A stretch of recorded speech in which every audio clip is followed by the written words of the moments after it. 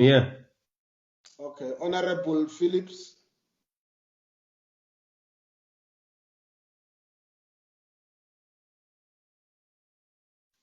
I'm here, Chair. Okay. Honorable Malinga. I'm here, Chair.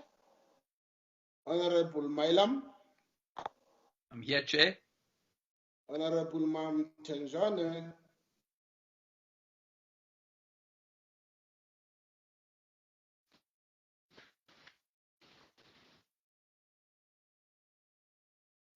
Only President Mam Tenjane.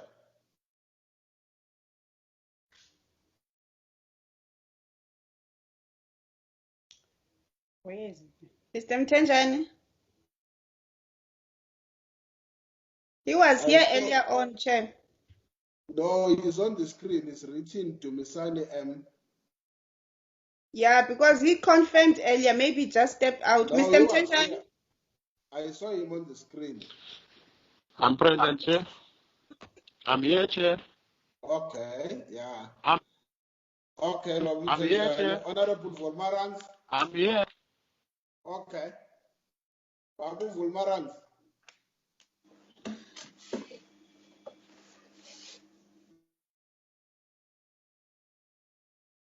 Honorable Volmarans.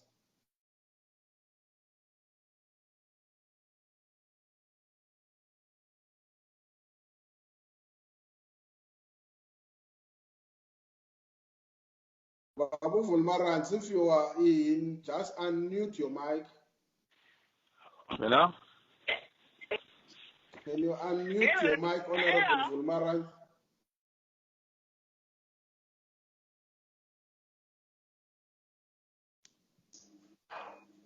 Okay, we will try and find him if when he comes back. But I can safely say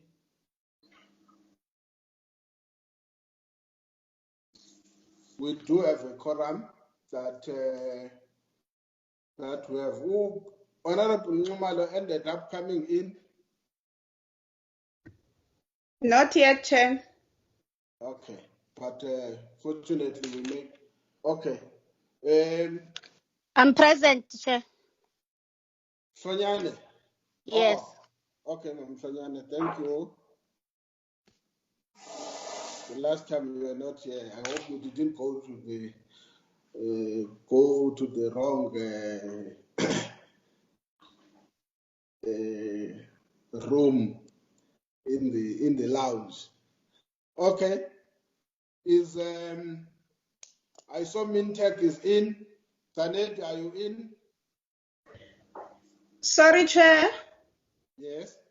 We are joined by Honorable Hanif Hendricks from Al Jama. Oh, okay.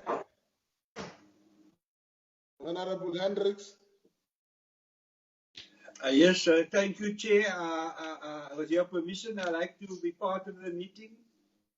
Okay. No. You are a member of parliament. You can't, unfortunately, even if we didn't want you here, the rules allow you as a member of parliament to be here. I was only surprised. I thought you have crossed the floor to represent one of the entities when I saw you on the screen, or is someone who looks like you? Well, we can't cross the floor to join other political parties, but I can cross the floor in the portfolio committee, which I've been doing now. Thank you, Chair. Okay. Is Saneti in? Good evening, Chair. Yes, we are here. Okay. Necsa, are you in? Honorable Chair, we are here. Okay. Thank you very much. Honorable members, we know we will try. The time now is almost 10 past.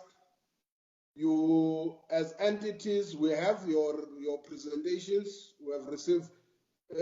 Babu Mkwena, I was told Mkwena stands for a crocodile. Are you in with your team, DG?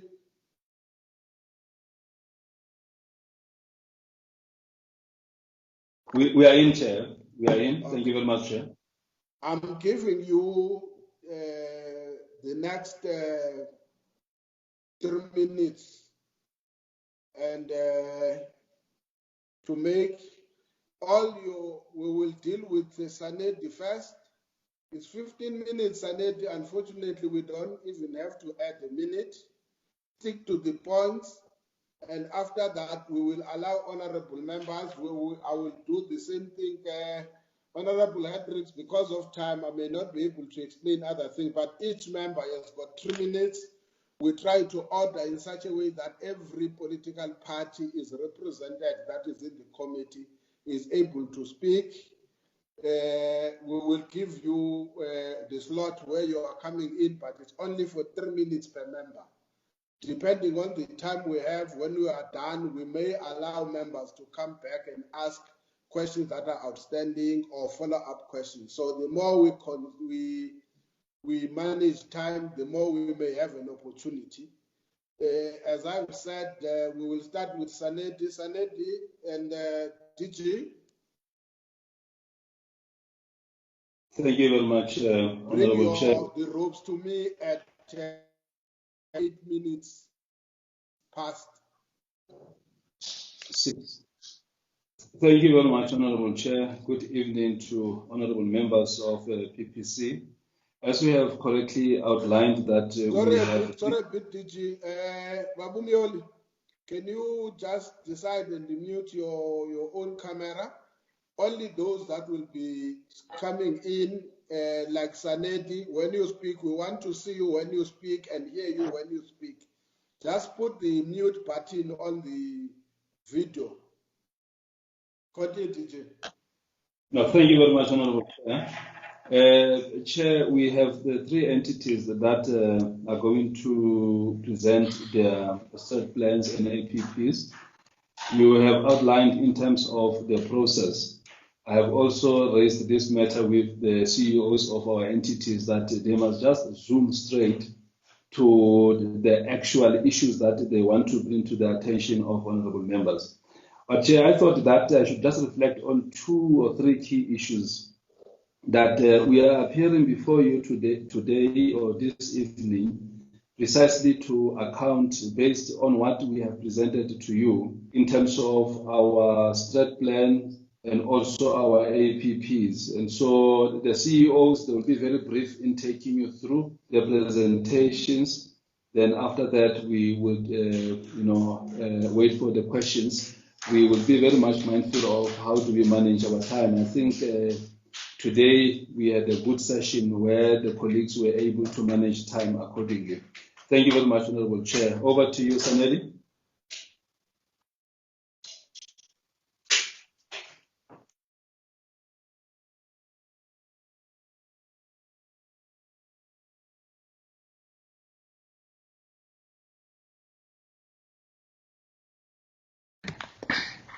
Good evening. Good evening, everyone. I'm going to be taking you through the Sanedi presentation. My name is Letabo Manamela, and I am currently the interim CEO. So I just want to allow me to just share my screen so I can present.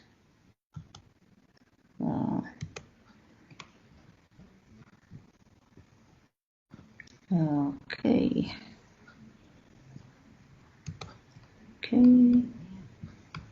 I'm not sure if you're able to see my screen. Can you just please confirm? No, there is nothing. Yes. Yes, ma'am, continue. All right. Thank you very much for the opportunity to present our strategic plan for the 2021 to 2025 and our APP.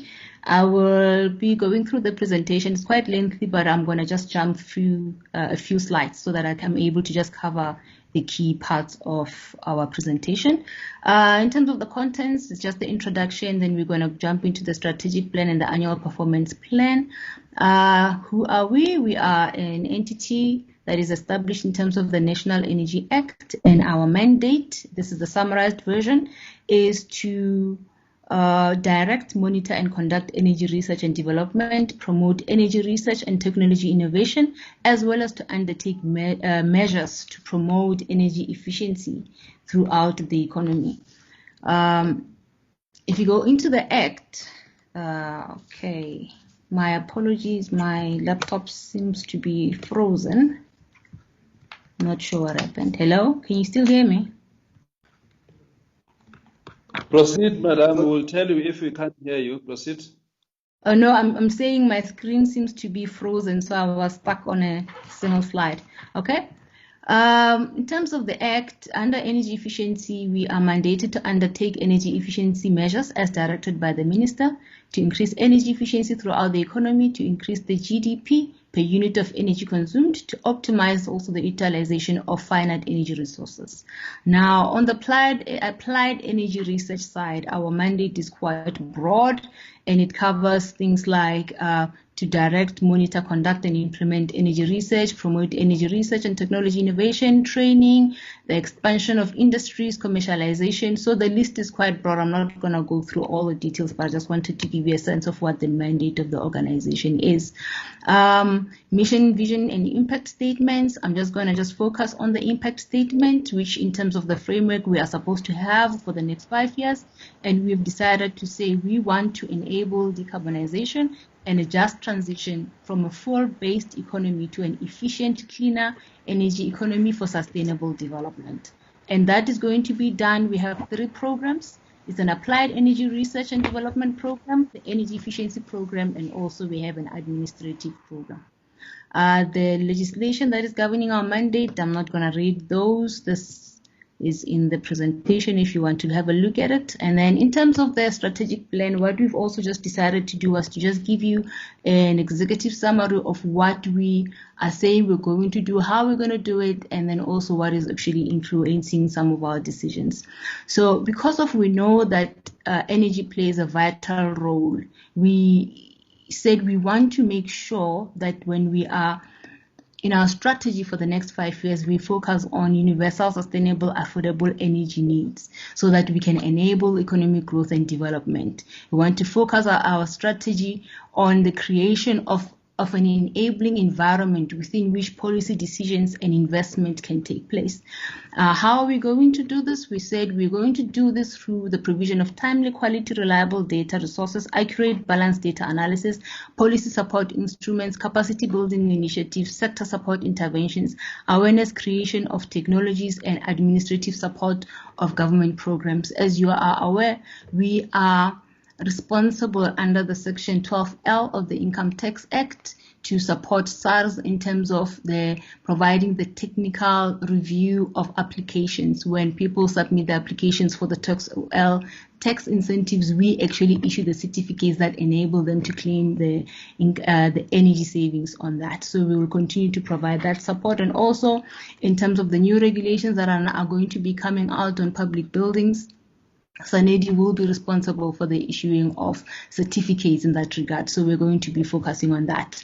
We're saying also we will strive for continuous alignment with the department. This is very important because if you're going to leverage limited resources, partnerships are key. So we need to make sure that we have alignment between ourselves and the department, and we also have a defined value chain in terms of where does SANEDI get involved and where does the department get involved so that we can eliminate duplications. In terms of partnerships, this is vital to the success of our organization, and even in the past 5 years, this has been key in ensuring that we deliver on our mandate. And here we are trying to leverage, like we said, external resources so that we can just augment sometimes our budget and also the technical capacity that we have. The other thing we said we want to do is strengthen partnerships with academia, other national departments, other organs of state, donor agencies, and the private sector. We also want to focus on the issue of smart cities. The country has embraced the concept of smart cities, and how we'll do that is that we're going to focus on technologies and systems for smart cities, financial sustainability of municipalities, cleaner mobility and decarbonization of transport, capabilities required for smart systems. We're also going to be looking at the business case for greening of municipal fleets. And why we want to do that is we want to look at one, reduction in the cost of transportation. We want to also ensure that there's a reduction in greenhouse gas emissions. We want to ensure that there is congestion management and also the possibility of additional revenue for municipalities. Here we are looking at the potential for municipalities to possibly own the infrastructure on electric vehicles, so that revenue, when you have charging stations perhaps that are rolled out throughout the country, then maybe the municipalities can be receiving revenue from that as well. We also were going to focus on carbon capture and storage and utilization, and this is vital if we are looking at extending the life of coal as our primary energy resource, reducing carbon emissions, and also creating new industries using the CO2 as a feedstock. So no longer we're looking at a situation where greenhouse gas emissions now become a resource that we can use and actually create products out of, and also create industries and the possibility of jobs also being created there as well. We're going to also focus on pilots that have a greater impact for reduction of greenhouse gas emissions, capacity building initiatives, especially focusing on the youth, women, and persons with disabilities. We're also going to be focusing on building a data repository, and we've made quite a lot of investment in our IT infrastructure to allow this to happen. I'm not going to go through the environmental analysis. This was just to give you an understanding of the factors that influenced our decision when we actually developed our strategy. Our organizational structure: we have the executive authority, we have the board with a number of subcommittees, the board audit and risk, remuneration projects committee, and then you have the CEO, and under the CEO you have a number of general managers that are responsible for the administration, applied energy research, and the energy efficiency. And then under the applied energy and research and development and innovation, you have about 6 sub-programs, and that is the cleaner fossil fuels, smart grids, working for energy, renewable energy, and cleaner mobility, and data knowledge and management. Now, those are just giving you more details of the different programs and what they do. I'll just skip that. And then I just want to go into the outcomes and targets, just looking at the next 5 years, what we are saying we want to do. So we've linked this as well to the MTS priorities, and the first one, which is the smart grid systems piloted for smart cities. We're saying that links to priority number 5 and priority number 2. And the target there is we want to have at least 3 pilots of smart grid systems, and that will be done under the Applied Energy and Research and Development Program. And then under number 2 is we're going to look at demonstrated greenhouse gas emissions mitigation potential in support of national commitments. That will be the outcome, and that is linked to priority number 2, 7, and 3. And then the targets there will be, we want to see at least in the projects that we are going to be doing, the potential of 4.3 megatons of CO2 reduction, and that will also be done under the Applied Energy and Research and Development Program. And then the third outcome is the awareness of technologies to be used during the transition program, linked to priority 7 and 2. And then we want to see evidence-backed awareness of technologies that can be used in the transition process. And I'll give more detail on that when I go into the APP. And then the program there is Applied Energy Research and Development, as well as the energy efficiency side. And then outcome number 4 is we want to see evidence-based planning, resource allocation, decision-making enabled by accurate, timely information, data sets, and data analysis. And the target there is we want to see a centralized and up-to-date data repository on either cleaner fossil fuels and also renewable energies that is available to stakeholders. And the program there is also Applied Energy Research and Development, as well as the energy efficiency. And then the next outcome is the energy transition expertise and competence building. And we want to see more than 10 expertise and competency building solutions that we ourselves are going to enable, so that we can bring the capacity that will allow the country to transition from a fossil-based economy to a clean economy. And then we also have a capacitated, effective, and efficient operational environment. This is now looking inside of the organization, making sure that we maintain our clean audit outcomes, making sure that we maintain our IT infrastructure, that it is resilient, making sure that we have appropriate and proper risk management processes in place. And that is also under the Applied Energy Research, Development, Energy Efficiency, as well as the administration. The next outcome is also looking inward, and we're looking at internal operational effectiveness and efficiency. And also there we have a measure that we have a baseline that we've set bar for ourselves, and we're saying we want to see more than 84% operational efficiency. And then we want to see a capacitated and efficient environment. And the reason why this is duplicated, because it's looking outward and inward. So capacity building, looking at capacitating external people who are not employed within the organization. And here we are focusing on employees within the organization.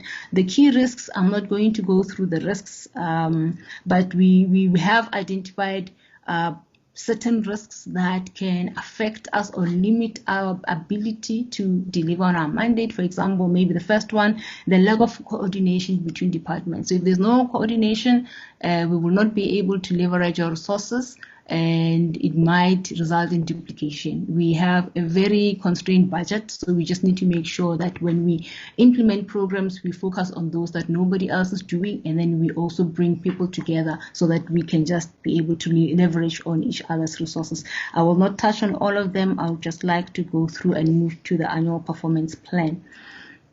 In terms of the annual performance plan, now these are the sub-programs that we are going to be looking into and focusing our attention at in terms of delivering on our mandate. So we have the cleaner fossil fuels, where we are looking at clean fuels technologies, carbon capture and storage, and carbon capture and utilization being some of those technologies.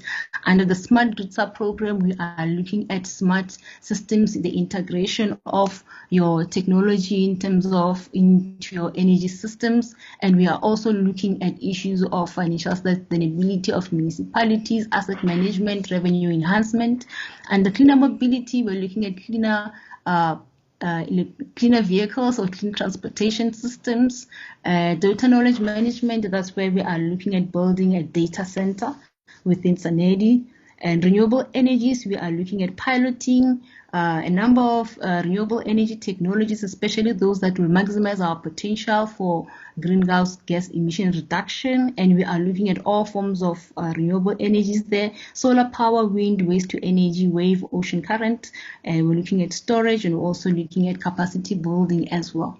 And under the Working for Energy program specifically, we are looking at clean energy solutions for rural and peri-urban areas, and also implementation. You are left with 3 minutes now. Okay, thank you very much. I will and speed it up.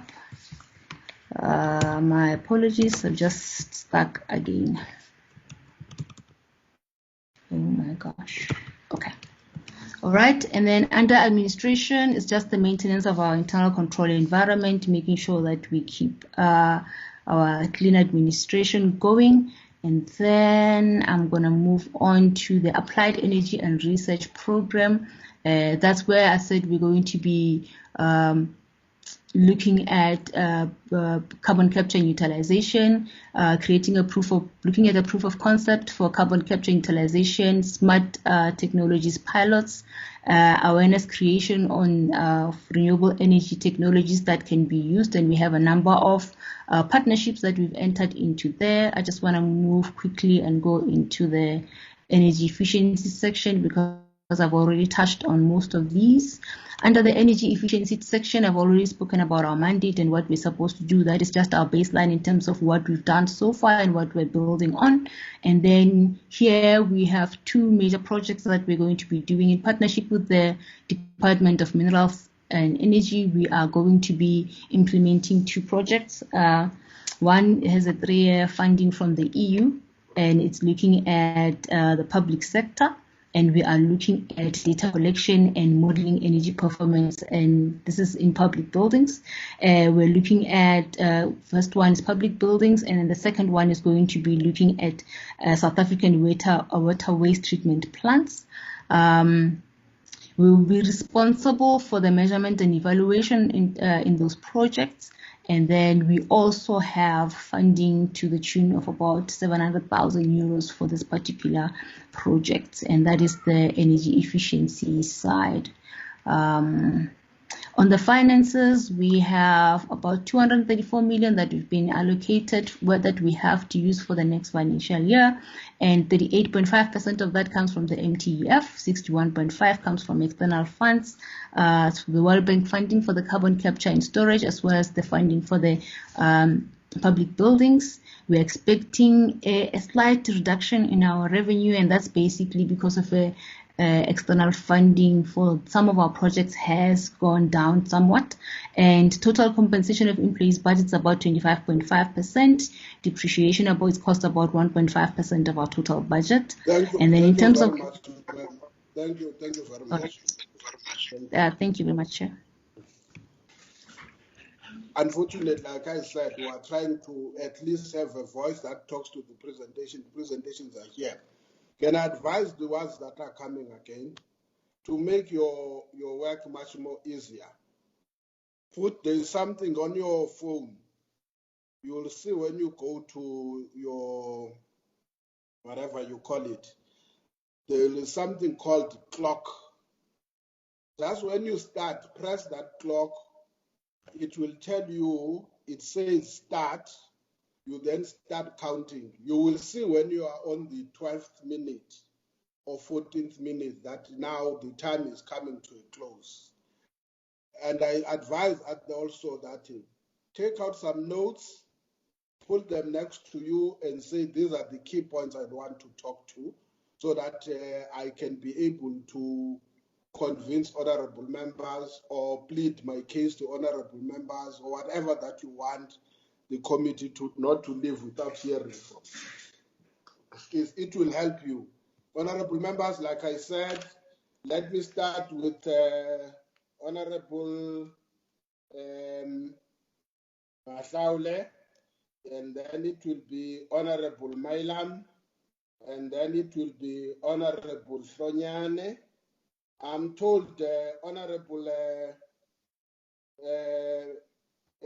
Ngumalo and have joined us, and Bilankulu. Is that so? Then after Honorable Flonyane, it will be Honorable Malinga. Ne? After Honorable Malinga, it will be Honorable Ngumalo. After Honorable Ngumalo, it will be Honorable Bilankulu. After Honorable Bilankulu, it will be Honorable Hendricks. After Honorable Hendricks, it will be Honorable Mtenjane. And after Honorable Mtenjane, it will be Honorable Phillips. And after Honorable Phillips, it will be Honorable Volmarans, sorry. Having said so, you are not, we are giving all you members 3 minutes each to raise so that we keep the time. I know it's not, it's gonna take us too long. 3 minutes to keep the time, but if you want us to pass, you can say so, but we want you to say with your own mouth that no, you can pass me. Honorable Mahlaule.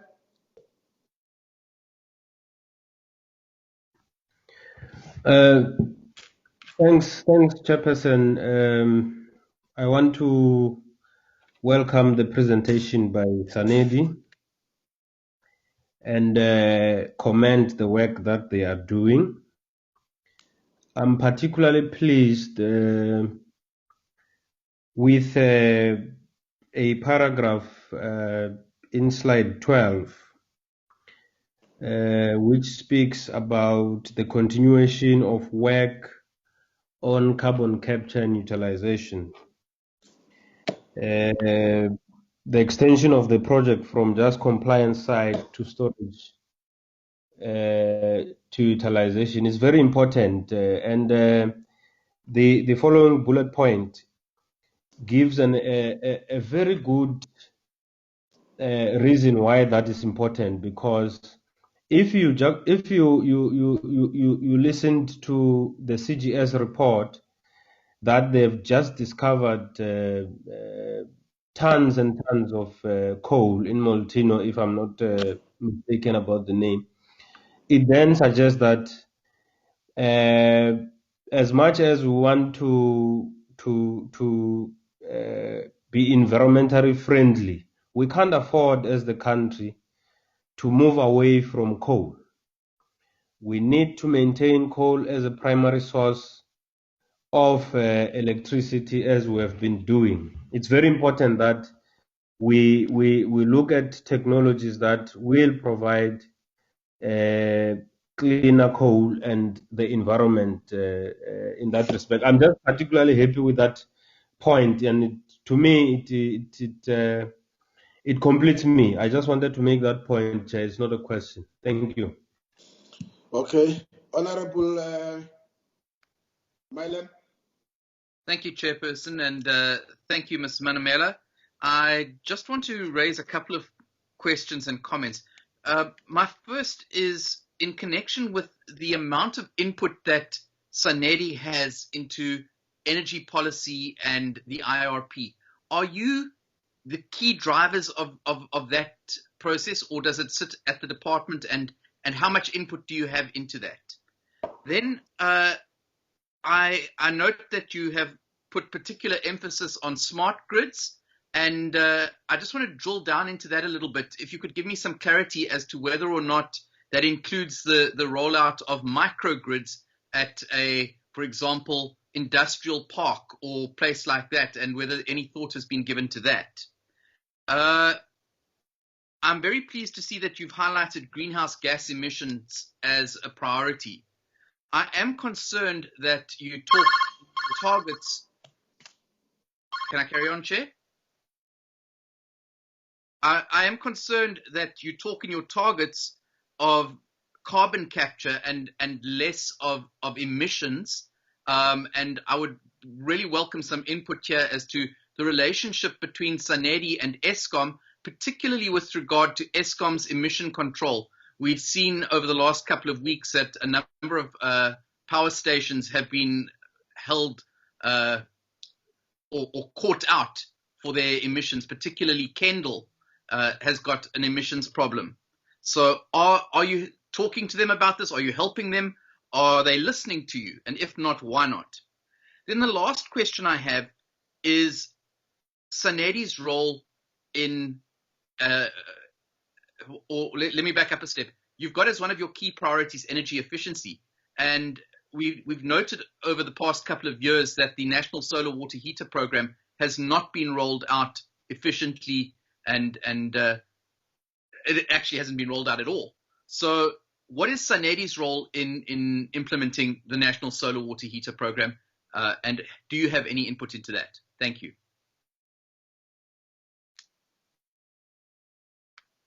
Thank you, Honorable Mylan. Honorable Sanyane. Thank you, Chair. We welcome the presentation, Chairperson, and I only have 3 questions, or maybe clarities in this case. In the presentation, you spoke about smart grid systems, right? But it's like you'll only apply smart grid systems with smart cities. So I just want to understand that, is the smart grid system going to wait for the smart cities, or are we going to start early on the smart grid system and incorporate it with the systems that we are having in the country? The second question, Chairperson, was that I'm happy that they have identified that there is lack of coordination with the departments in this country. And there are a lot of programs which are happening on energy savings across the country, but they are not properly coordinated. And I'm hoping that this department can actually try and bring everyone together so that we understand exactly as a country what are we doing and when are we doing it. The last one is that you've spoken about the assisting public works. You said is one of the projects that you'll be doing on public works, assisting them. Yes, public work is one of the wasteful spenders of energy. And I am really hoping that that program can kick in as soon as possible so that we can change our buildings of public works to be smart buildings. Thank you, Chair. Thank you, Honorable Kanyane. Honorable Malinga, any take? Thank you, Chairperson. Greetings again, colleagues. Chairperson, let me start by what I don't like. Maybe to the DG, DC acting. I heard the presenter saying she's interim. Hey, I think that he puts the entities in a very distasteful state. But nonetheless, let me welcome the presentation, Chair. My question, Chairperson, will be, will SANEDI engage in research which will assess how energy can be made cheaper? The last one, Chair, how can government facilitate access to energy in non-grid and rural areas? Thank you very much, Chair. Okay. Honorable Numad, any take?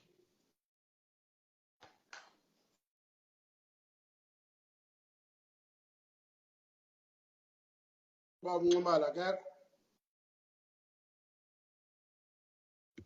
He is here, Chair, according to the list.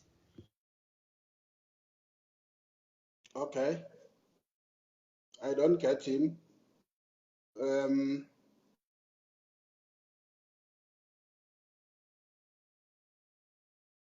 Honorable Bilankulu, any take? Sorry, Chair, I think he's got a problem with network because it keeps on coming and then leaving again. I'll just check him on the phone. Okay.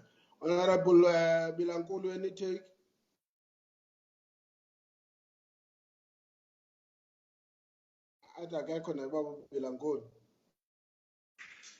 Yeah, I don't know what is happening with Mr. Bilankulu. He is here. Maybe he can just switch on his mic to speak because it shows as he's in the meeting.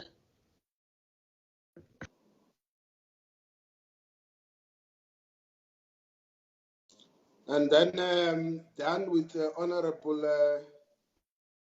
Bilankulu, we'll see when he comes. Honorable Hendricks, it's 3 minutes. But you can take less than that. It's up to you, Honorable Hendricks. Thank you very much, Honorable Chair. Honorable Chair, as you know, young children, especially primary school children, are in the forefront to save the planet. They have some fantastic ideas with the help of the educators on how we can save energy. I want to know if the department has a line of communication, especially with our young people, because they are in the front line to save the planet, and they have ideas, and it'd be nice to note that we are using the ideas. Thank you very much, Honorable Chair. Okay, thank you, Honorable Hendricks. Honorable Janjan, any take?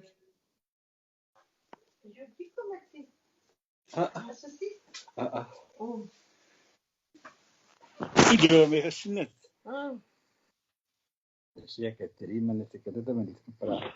Lang praten.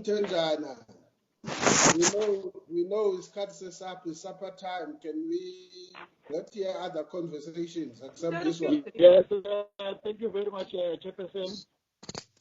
Try and increase your voice, please. Chairperson.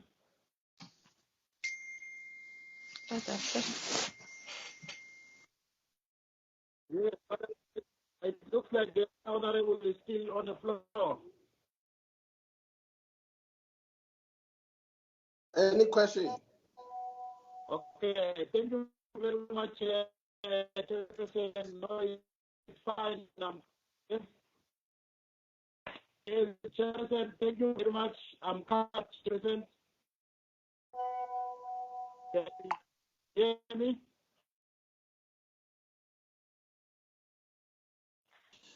I'm not sure. I can't hear Can Honorable. you hear me? Yes, but Honorable very Chair. far. Honorable Chair. Yes. Oh, I think it was because Yes, I said thank you. Honorable Hendricks was Covered. on. Continue, Honorable Mtenjane.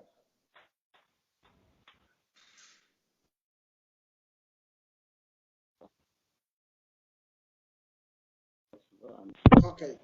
Can I make it easy, Honorable Mtenjane? Can you write on Chairperson, the? can you hear me now? Yes. Can you hear me now? Yes.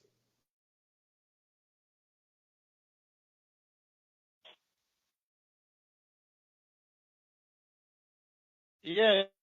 Can you hear me now, Chair? The world is listening to Chairperson, you. can you hear me?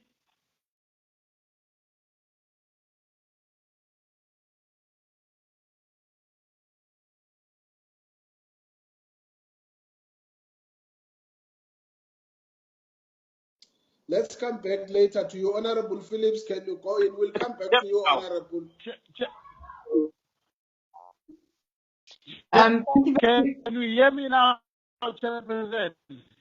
We hear you, Can you Honorable hear me? Mtenjane. We hear you. Yes, You don't I hear say us. thank you very much, Chairperson. I'm covered. Thank you, Honorable Phillips. Thank you very much, Chair.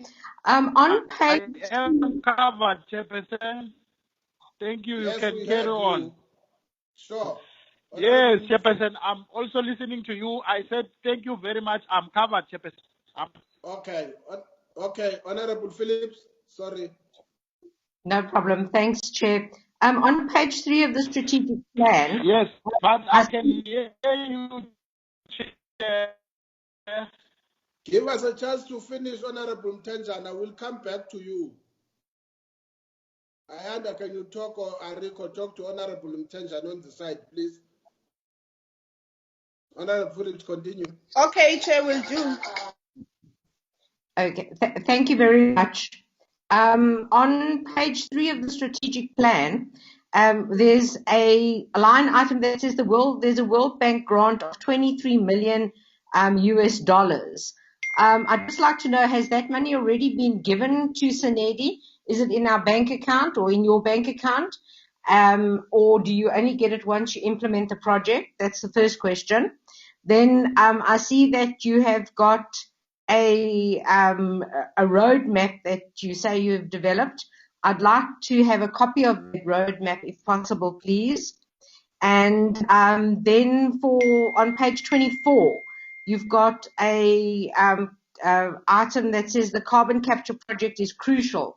Now, I am aware that in about 2018, 2019, there were some tenders that went out for the carbon capture project. The tenders were then withdrawn. Is there an update on those particular tenders? And then my next question is, Sanedi currently working with any municipalities in the country? Thanks very much. Thank you, Honorable Fulmarant. Chair. Thank you, Chair. Let me also take the time to welcome the presentation. I think I've been covered on a few of the issues that I wanted to ask. On page 40, on slide 48, given that 65% of the budget comes from external funding, maybe for programs and projects, do we have a mitigating approach on what happens if this type of high percentage of your budget gets reduced due to other factors beyond your control?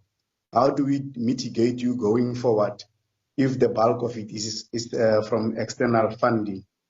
Then on page 55, there's a target that you have put on for training, which is 739 and 472 respectively. What is the current status of that target? Are we getting closer to it? Is there work on it? If we can just expatiate on it. Thanks, Chair.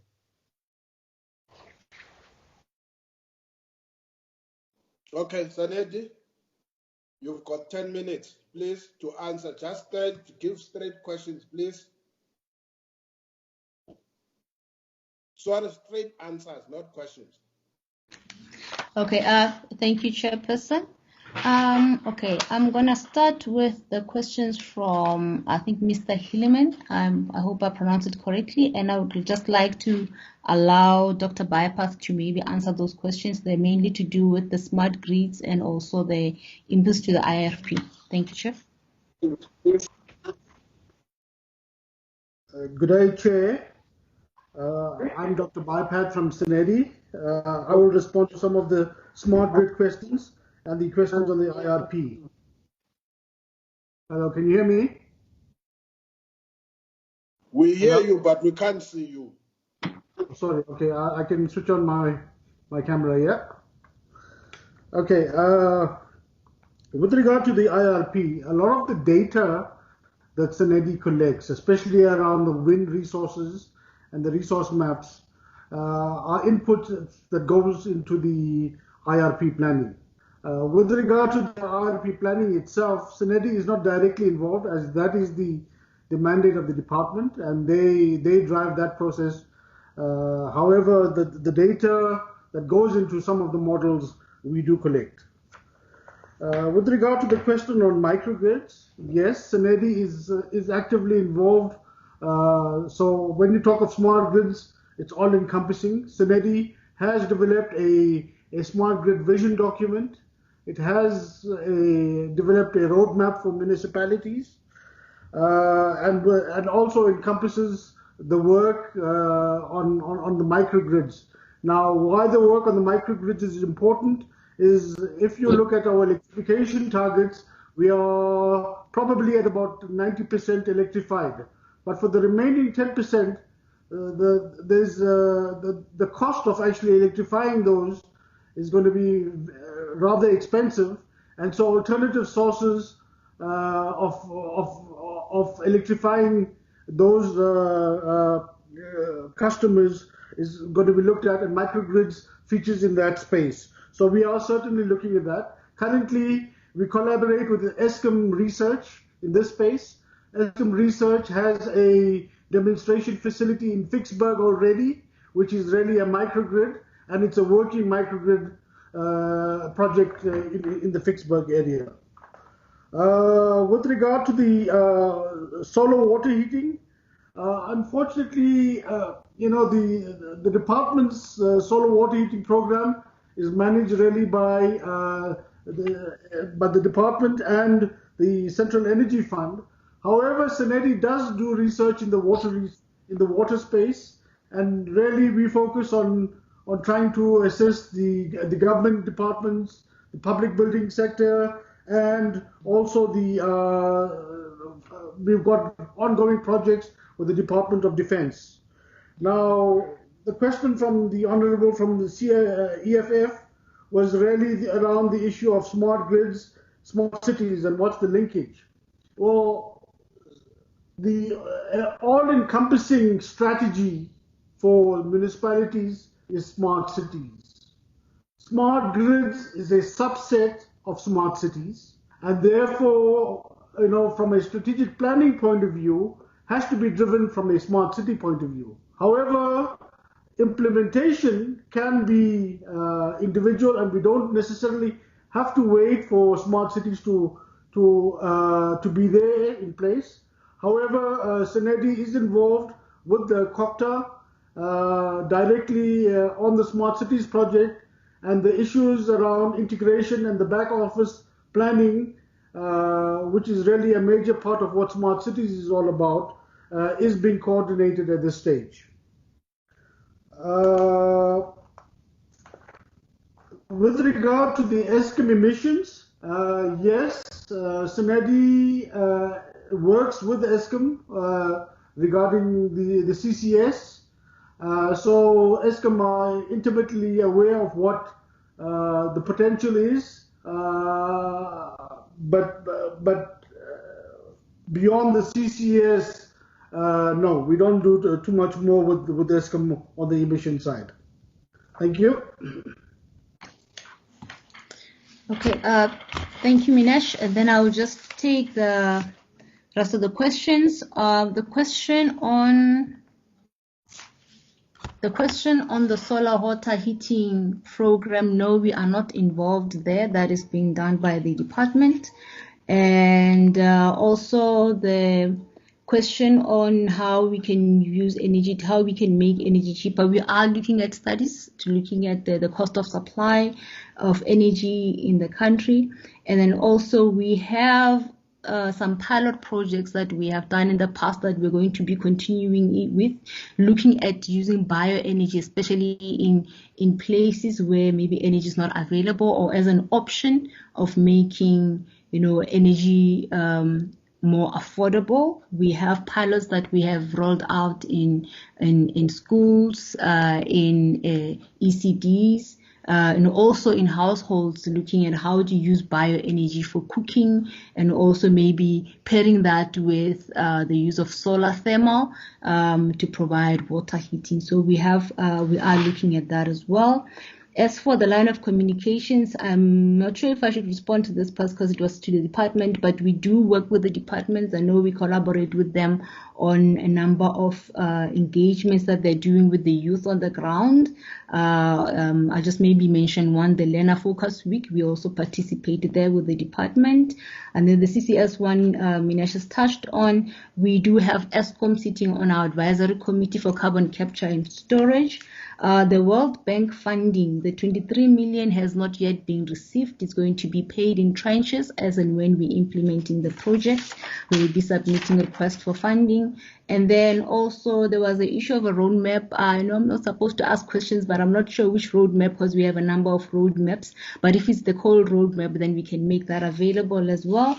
And then the withdrawal of the tenders for CCS. We had to withdraw the tenders, unfortunately, because we were working on finalizing our terms of reference with some of the partners, and we have finalized the terms of reference. But unfortunately, we have to wait for the lockdown before we can issue any of the terms of reference. There was a question about external funding. I can say for the next 5 years, in terms of what we have in the strategy, that has been funded. So in the next 5 years, we are okay in terms of funding for the projects, and we are continuously looking for opportunities for external funding. I mean, there's a number of funds out there that have been established specifically to assist developing countries or countries across the world in terms of transitioning from fossil fuels, the climate, the green fund, the GEF funds. So there is money that is sitting out there. We just have to make sure that we come up with project proposals that will meet the criteria of those different funds. So I don't see it as an issue in the next 5 years, but we are looking for opportunities where those exist. Thank you, Madam. Thank you, Madam. Okay. Thank you. Honorable members, unfortunately, can I make this request? It's a standard thing. When you are on the screen, please switch on the mic and the video. It means when you are speaking, so that we can see you. When you are not speaking, please switch off the mic and the what you call it, and the video. Secondly, for future meetings, I request honorable members, all of us, somebody told me off the record that, or in another meeting, that where I used to sit, there was a problem with my network. So I must find the space I was speaking on was much more better. Hence, I chose this spot now. So let's try by all means. If it means go on top of the roof, try and sit on top of the roof as long as we can be able to get the network so that we hear members very well and properly, if that's possible. The last point I request, when we say, like Mintech, when we go to you, go to the I don't know which phone you use, but please go to the clock Once you see the clock there, just when you start opening, press the clock where it's gonna say reset if it is busy, it was working, then it will say it will have start at the bottom. Just press the start, it will guide you. How much time are you using? Because honorable members must get an opportunity also to ask questions so that the presentation doesn't end only on presentation. So we don't have to say your time is up. It's because you are also timing yourself. Thank you very much. Mintek, you take your own 15 minutes. It has got an extra now, 1:15. Bring back the robes to me.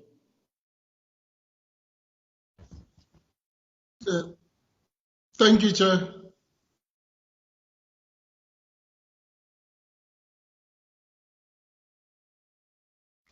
Thank you, Chair. Can you?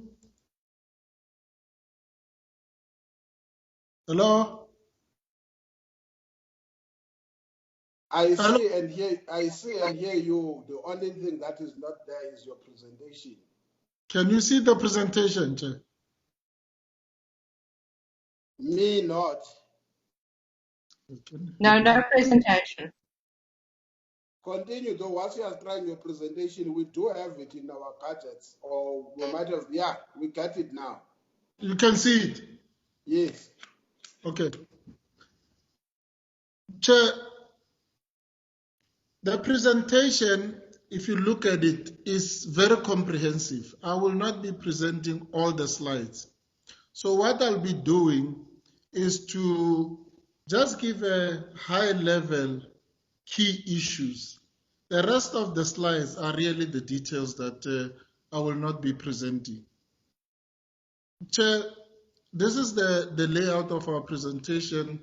Mintech at a glance, current operating environment, which is really important, overview of key challenges and risks, and our strategic programs. Actually, I'll end the presentation there, Chair, because the rest is just trends that indicate where we came from and where we are. So I will not be going through the details of those slides, Chair.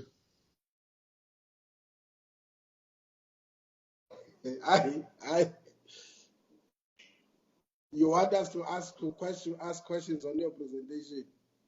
I didn't expect this one. Chair? I'm saying you want us to. I didn't expect this one. This is the shortest ever presentation. No, I'm not done, Chair. Eh? I'm not done, Chair. Oh, hey, you shocked me. I thought you were saying you end there. No, Chair, that's a mistake. Okay, continue. I think it's important to reflect on Mintech's mandate. Basically, our mandate reinforces the fact that Mintech is a research, development, and technology organization, and primarily our aim is to foster the establishment and expansion of industries and to develop products related to our core activities. We are Schedule 3B. The significance of that, Chair, is that we do not receive 100% state funding. We need to be sustainable. 60 to around 60% of our total income comes from. Your presentation has disappeared though, so you are talking to us, but continue. Maybe mistake, Chair.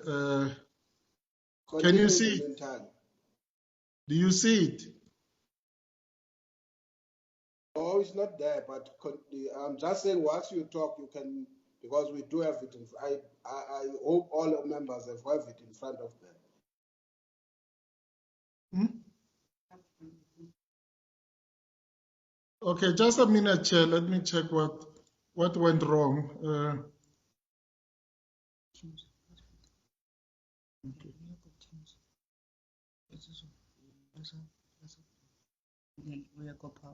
Okay.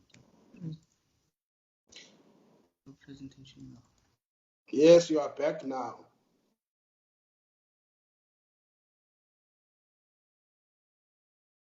Do you see, Chair? Yes. Okay. Sorry about that.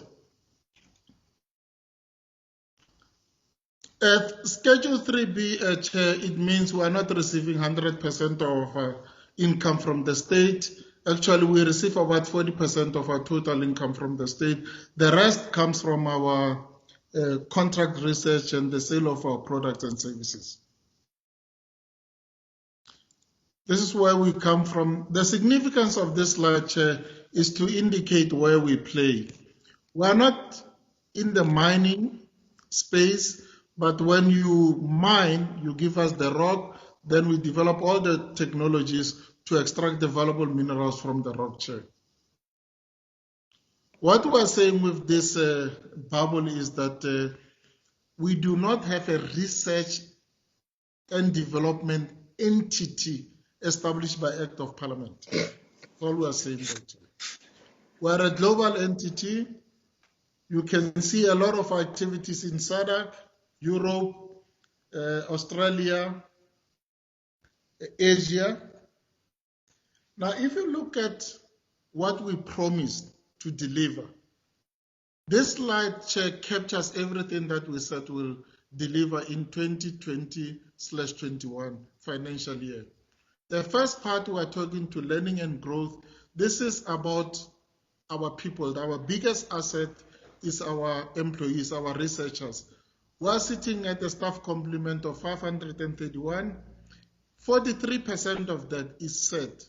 That's where our challenge is. We have more capacity in support than people doing our core work. We'd like to increase that 43% and reduce the staff complement in support. The blacks, then we look at transformation of the set base. Science, engineering, and technology, we're sitting at 80% transformed, and we're sitting at 50% female. In terms of the researchers, the qualification profile, we're sitting at 17% of our set employees having PhDs and 23%. This is projection to have master's degrees. Financially, we were projecting to make 568 million rand, total income and expenses 562, and a surplus of close to 6 million. We do invest in human capital, our biggest asset, and we're projecting to invest close to 14 million. It is important for us to track BEE spend, which is roughly sitting at 93%, and we're projecting to spend 96%. Liquidity ratio, going concern, we're projecting to be sitting at 1.5 to 1 in terms of ratio. Now, our core business, what do we produce? These are some of the KPIs that we measure on research, development, and innovation. The journal papers, we're projecting to produce 30, conference papers 70, and these are refereed papers. It is important because also we're looking at quality. And we do write the books and chapters in books, which we are tracking.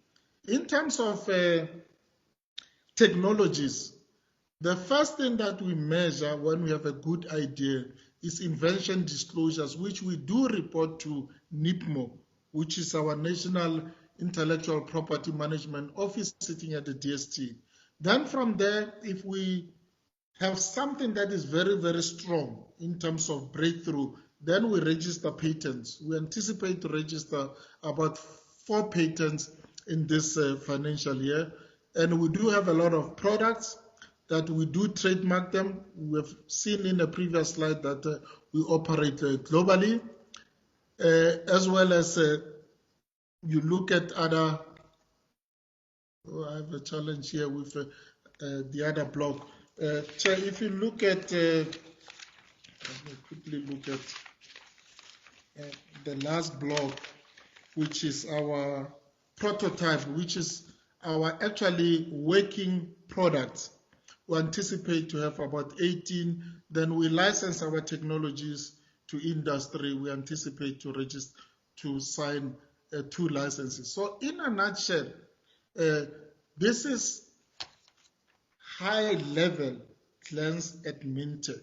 Everything that I've presented is in our scorecard, so I will not be talking to those slides at the end of the presentation that talks to our scorecard. Current operating environment, Chair, in a nutshell, we spoke about this before, and other entities.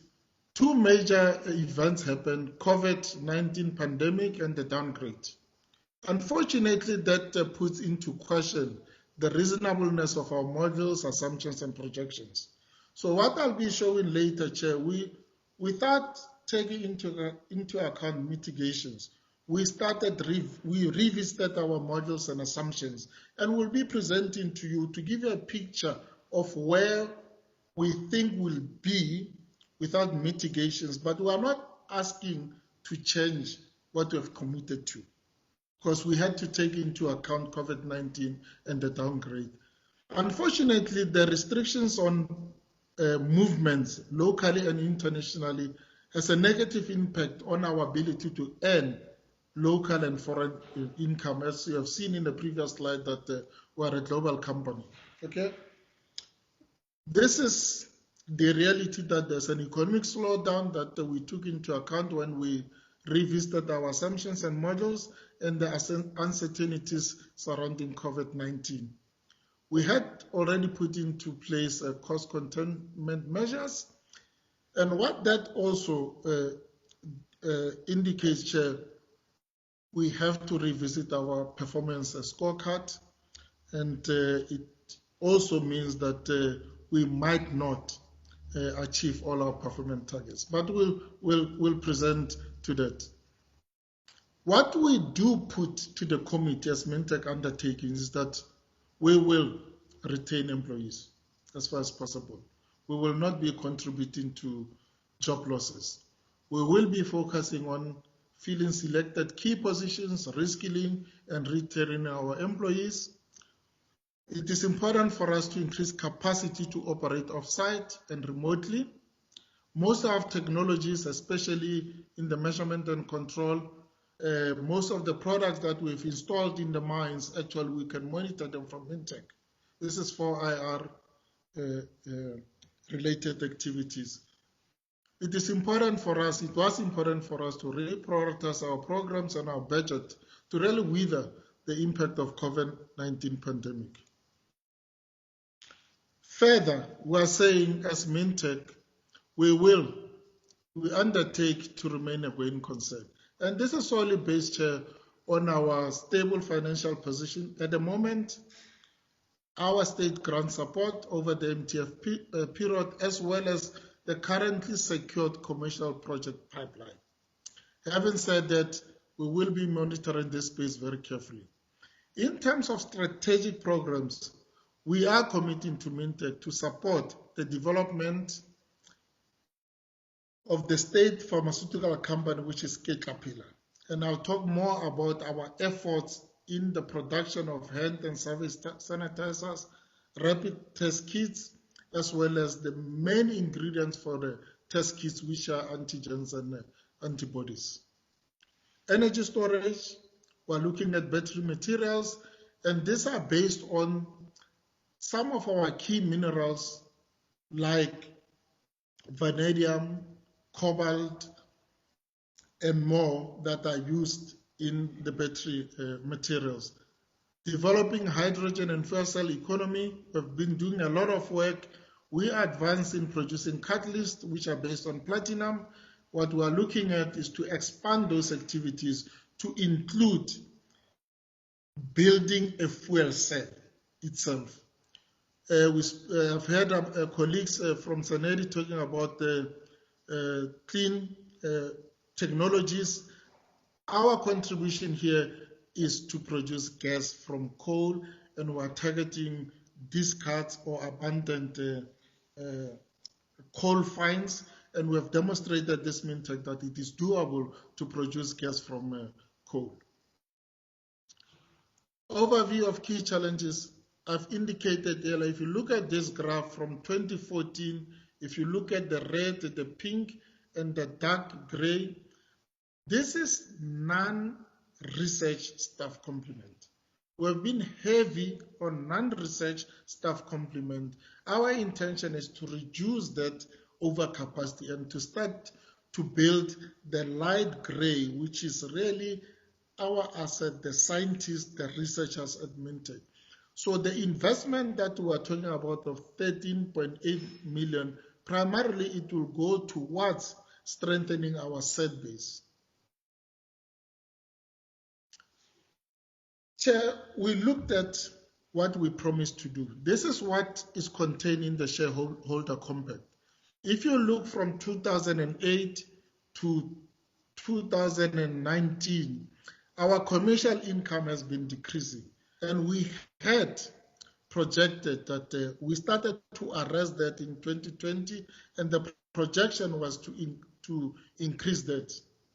Unfortunately, the downgrade, COVID-19, the implications of that is the slow economic activities in the country. So we revisited our assumptions and models. So what I'm presenting in the next slide is to say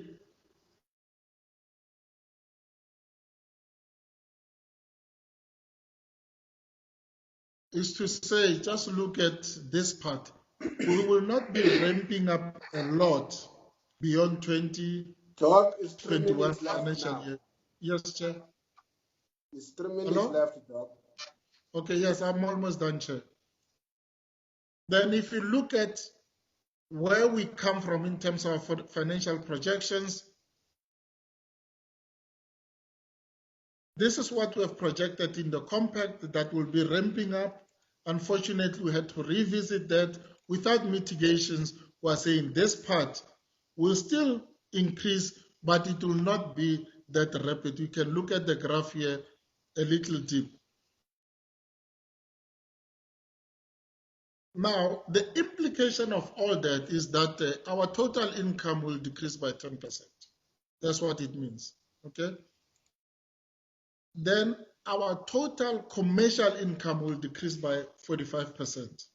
And this is without mitigations, Chair. We've started engaging with industry. We'll see how we've lost 4 months. So what we are saying is we'll look at ways and means to ramp up activities. Mintech work on a shift basis, so we'll be ramping up to make sure that we cover the lost grant.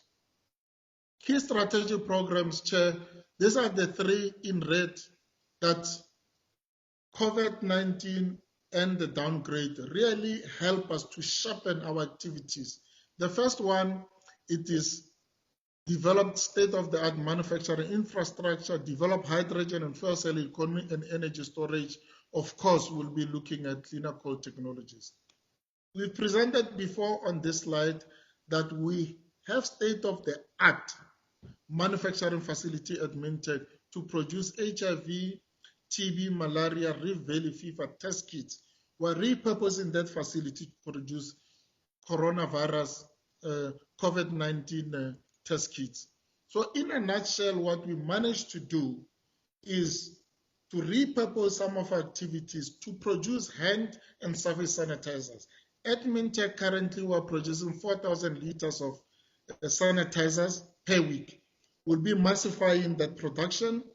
Also, we have all the ingredients that we need to produce rapid test kits. What is important with antigens antibodies, we do not have a facility like Mintech that has the license from SAPRA, which is our South African Health Products Regulatory Authority. We have a license from SAPRA to produce test kits. We are now repurposing our activities to produce antigens and antibodies, and there's no capacity in the country to do this, okay? And this will contribute to stimulating the economy and creating jobs. Secondly, we have been working on developing catalysts for fuel cells, which is actually the main ingredient. This is the engine of a fuel cell. Wrap up, Doc. Yes. Hello? Wrap up, please. Yes, we'll be expanding our capacity to produce fuel cell itself, okay? And lastly, Chair, on energy storage, we are looking at battery material. These are many ingredients for energy storage as an enabler of a just energy transitions. You can look at important minerals there, which is nickel, vanadium, graphite, and some of this we have in abundance in the country. So in terms of our strategic programs, Chair, this is what we'll be focusing on. The rest of the programs, it will be what we have been doing. There'll be some repurposing, but these are key for us. We will be visiting most of the work that we have done on coal gasification, especially targeting waste dumps. We've done this work before, and we're engaging with many role players in this space, really to accelerate the development in this space. So in a nutshell, Chair, this is where we are as Mintech. The rest of the slides really provide details on what I've indicated earlier on. They give trends for the past 10 years.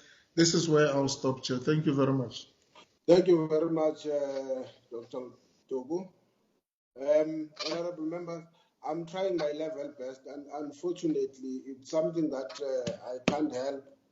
The question of time, I tried where there were a little bit of hitches to give at least about 2 minutes because I had to make interventions in certain areas.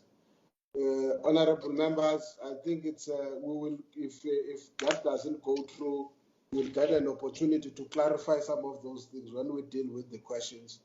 Honorable members, same pattern, same time, no extra, and hopefully all members who are in this forum would have sitting in very good strategic positions. Honorable Volmarans, what's your take?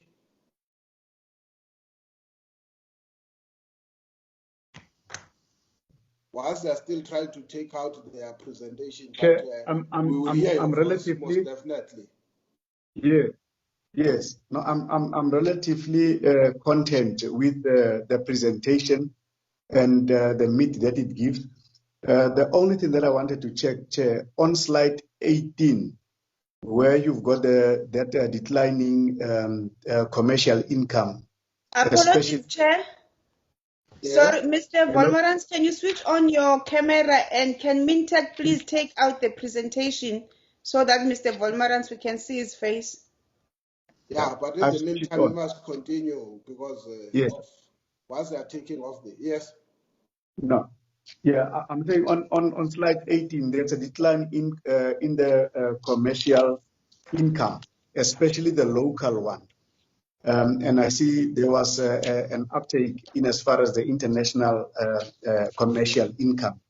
What do we attribute that to? Is it a question of, apart from the global economics, is it a question of less confidence locally or lack of market share? What would you attribute that to? And that would be all, Chair. Okay. Honorable Phillips. Thank you, Chair. I'm particularly glad to see that they've been so quick to repurpose to react to COVID-19. I'd just like if they can expand on the top project since 2018, 2019, and what it is and what the income generating capacity of that project has been and the potential to create jobs. Thank you so much. Thank you, ma'am. Honorable Mtenjan.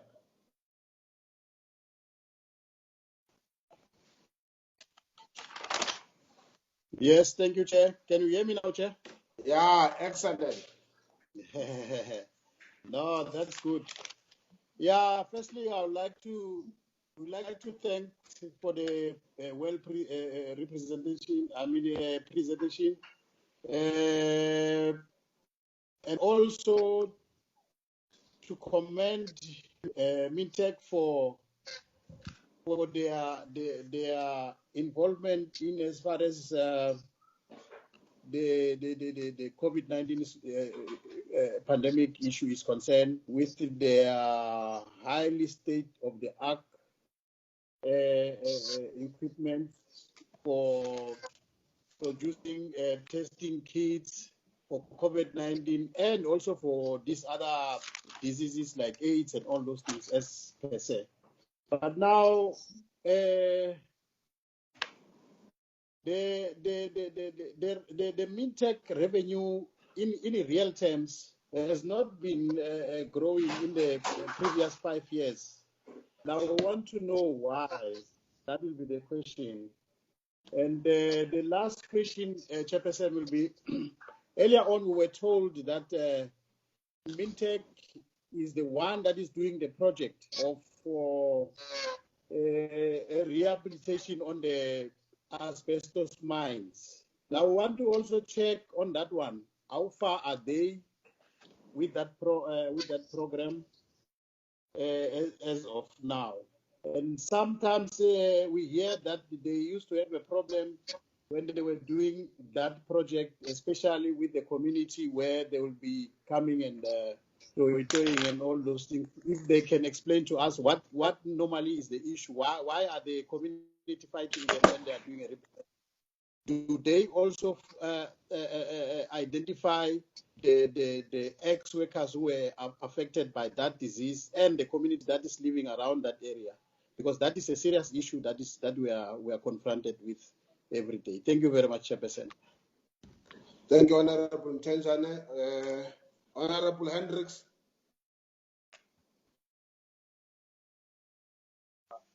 Chair, I am covered. Thank you very much. Thank you, Honorable Hendricks. Honorable Bilankulu is still not in the house.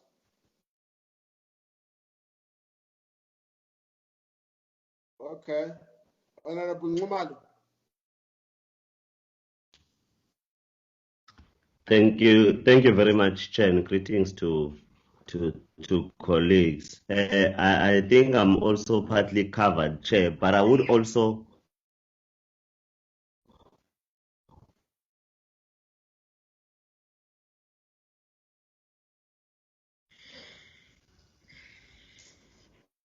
We got lost, Honorable want to ask company intake whether they am I audible now, Chair? You come on and then cut off. Can you repeat again?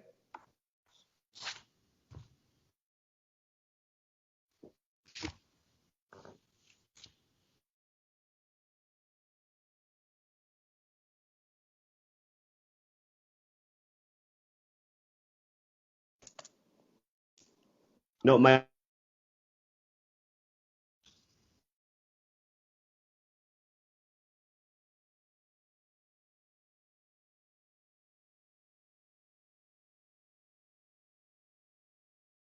Okay, while still having my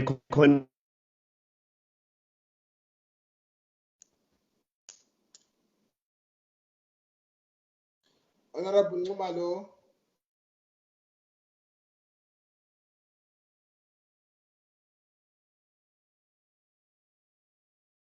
connection is quite bad because I'm using my phone as a myself, sir. Okay, Honorable Ngumalo, can I suggest this there, because even your picture is fading, we can't see, but we do want to hear your contribution. Honorable Hendricks, can you switch off the camera? Can you do this thing, Honorable Ngumalo, because we want to hear on the screen. There is something there that allows you to make some notes so that we can be sure that what you wanted to raise does come through, because it seems you have got a network problem where you are. Just write on the screen what is it that you needed a clarity on or a question on. But if MinTech has had you, they will respond to your clarity. Please, we want to hear what you. But even now, when I'm looking on the screen, it's impossible to see. It's like you are in a dark corner. So it's not that we want to exclude you in the conversation, but you can write there on the screen And I see that there is a challenge also with Honorable Bilankulu. He joins, he goes, he joins to goes. I think it's suffering from what affected me one day. Can we go to Honorable Malinga?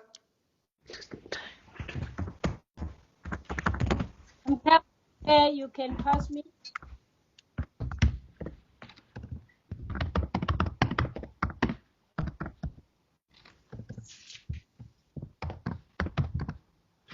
Honorable Malinga. I said I'm covered, Chair. You can proceed to the next one. Honorable Fanyan.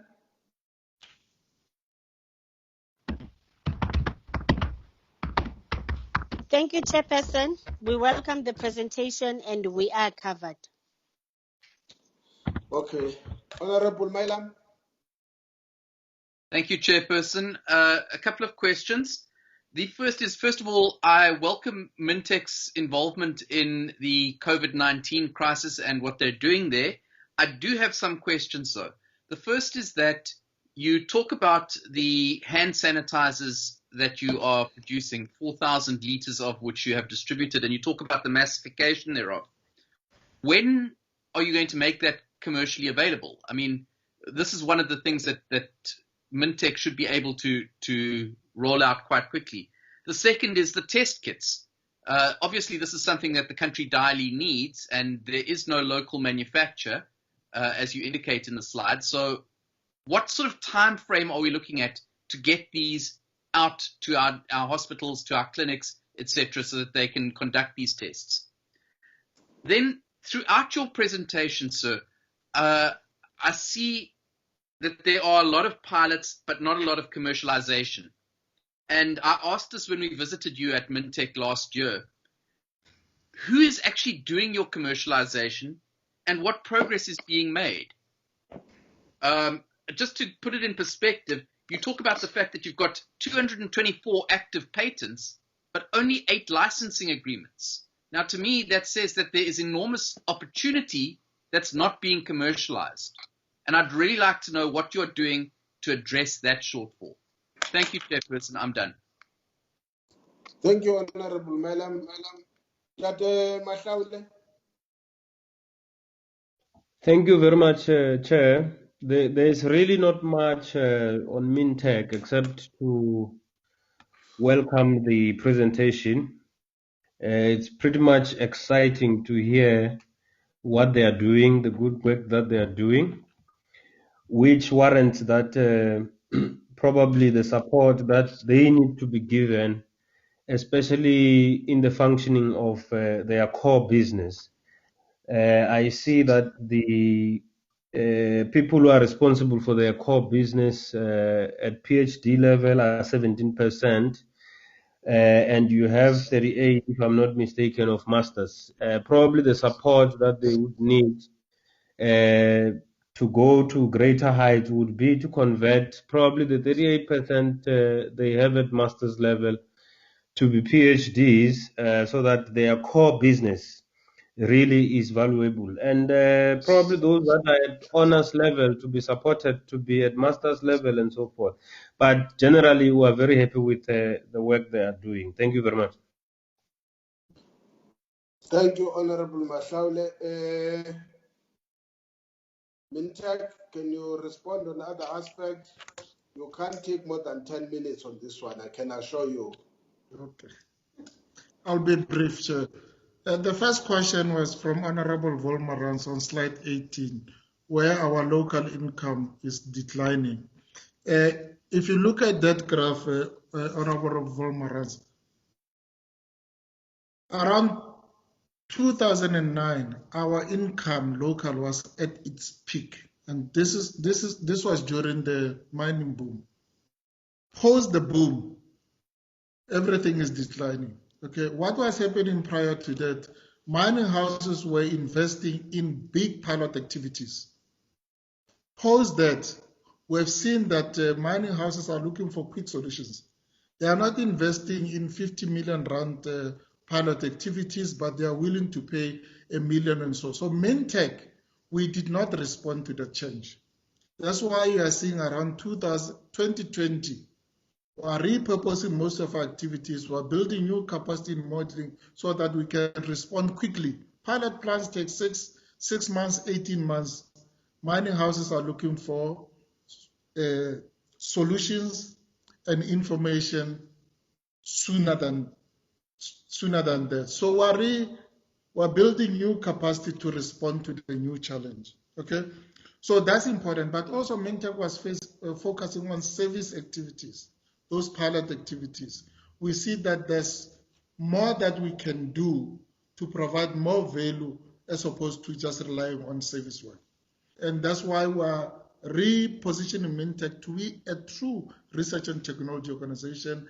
And we're saying in the science is core to most of our activities. Honorable Phillips, the top projects, if I just take one on COVID-19, and this maybe if I'm more specific and talk to test kits, okay? There are economic opportunities, but there's more than that. Test kits, at the moment, there's no facility in the country that can validate even external test kits. Mintech has a license from SAPRA to manufacture test kits. We're in the last step of having ISO certification to be able to produce test kits locally in the country. With partnership with SAPRA, we will be even validating important test kits that are used in the country. That is important for us. With Caterpillar, we will be setting up an entity that will be focusing on the production of test kits, not only COVID-19, HIV, which is at an advanced stage, and we've gone through clinical trials on HIV test kits. Just on sanitizers, you might even ask why Mintech is involved in sanitizers. When we wanted to buy sanitizers, all we got were sanitizers that were not compliant with World Health Organization guidelines. So we decided to repurpose our activities to provide the country with quality sanitizers that are specific to our own National Institute of Communicable Disease as well as compliant to WHO guidelines. That is important for us. And we are massifying production on sanitizers. And that is linked to the question later on from Honorable Milam. Honorable Tanjani, you spoke about our declining income. We've noted that most of our programs actually are geared towards addressing that decline. You can see that most of our programs are industry focused. Partnership with industry is key so that we are co-investing in the development as well as the piloting of these activities. That's why we're saying Mintech for a foreseeable future will be a going concern. On rehabilitation, Chair, we are busy, and I'll ask the CFO later on to come on specific in terms of our activities on rehabilitation. We did have some challenges in terms of communities. What I can say is that initially we're just a project manager. We build capacity at Mintech. We have a program management office with the requisite skills to be able to address rehabilitation. We have quantity surveyors, engineers, people who are designing programs to make sure that we have fit for purpose solution when it comes to rehabilitation. Quickly, Honorable Milam, your questions on hand sanitizers. When are we going to commercially make this available? We are making this commercially available. We are providing, we just processed an order for our own department, DMRE, of 1,500 liters of sanitizers. What has been the bottleneck, Honorable Milam, is the procurement of ethanol. We've partnered with Petro SA. They will make available to us 35,000 liters of ethanol, which is a main ingredient for the hand sanitizers, and we finalized the procurement of that. That has been the bottleneck. We do have a bottling. At Mintech, we can produce 4,000 liters per week. To commercialize this, we have partnered with a local bottling company to be able to bottle on our behalf. We do all the formulation, they're just doing bottling for us so that we can provide the market, we can provide the hospital. So that is on track, Honorable Malam. On the test kits, the bottleneck has been to produce test kits, we need to import antigens and antibodies. You don't believe that before even the lockdown, we've placed orders on antigens and antibodies. Some of them, we just received our consignment last week. I was told that another one is coming tomorrow. And that's the reason why that we're proposing that Mintech or the country should build capacity to produce locally antigens and antibodies. And that's why we're coming in to repurpose our activities to be able to provide the country with that much needed capacity. Okay, the timelines on that, our plan is within 2 months to produce a prototype that will be clinically validated. So within two months, if everything goes well. So 2 months, then we can report back where are we. We are saying 2 months because we've been doing work since 2006 on HIV, malaria, red vein. So what we are doing is just repurposing our programs and activities to respond quickly to COVID-19. We have a lot of pilots. Yes, you've noted that correctly, Honorable Malam. Commercialization is a challenge. Actually, just a week before lockdown, we had lined up all the interviews. We have established a portfolio within Mintech that will be focusing on commercialization. We are back at work. We are fast-tracking that. We are recruiting. We have even enlisted the service of an executive search company to help us to get the right people to make sure that Mintech will commercialize most of this patent. What I might add is that some of these technologies were developed not in consultation with industry. That's where the challenge is. And when you visited us, we did indicate that going forward, we'll be partnering very strongly with industry so that we provide fit-for-purpose solutions for industry, not scientists pursuing their pet project, and we see some elements of that. So there's a lot of work, 18 license agreements that are still active. That does not mean we have more than that. Some of this, they come to an end, but what we are reporting here, active, we do anticipate to sign 2 more license 2 minutes left. Okay. We do anticipate to have more license agreements. To that effect, Honorable Malam, we have established an office at Mintech of technology, IP management and technology transfer. We did receive support from NIPMO to a tune of 9 million rand to build capacity, to recruit the right people to occupy that office. That will help us a great deal. And all this were delayed, Honorable Malam, by COVID-19. But we are back at work. We have started. Even today, there were interviews. We are moving ahead. When we report in the next quarter, we'll report on progress to date. Honorable Mahlaule, we take your comment on PhDs, honors level. We are supporting honors level employees as well as bazaars. You're right. Our set, this is our biggest asset, is our researchers and scientists.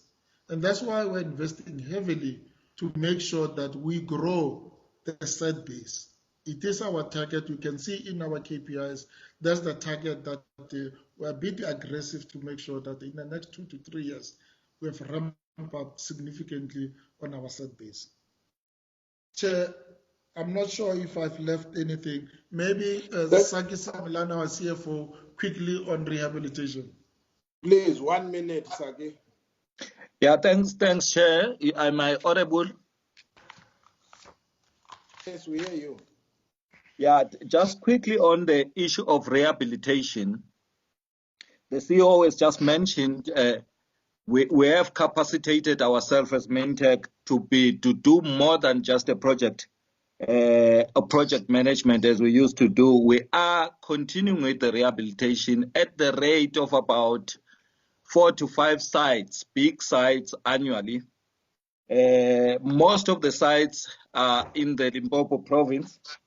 And we also do the haulings, the Zama haulings. We do at the rate, we rehabilitate those at the rate of about 40 haulings annually. And the biggest challenge that we have had is always with the community, because most of the communities are unemployed. They just require employment. Once we appoint a contractor, the communities demand employment, and of course, the local procurement of some of the products. That's where the squabbles are.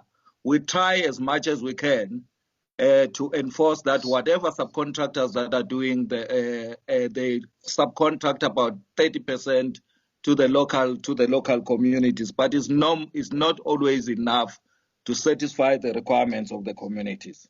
So regarding the ex-workers, we do look for them, but when we get into those rehabilitation areas, it's normally the communities in general that we support on those particular projects.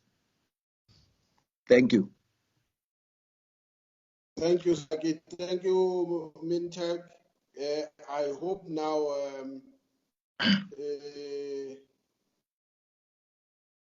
in this 1 minute,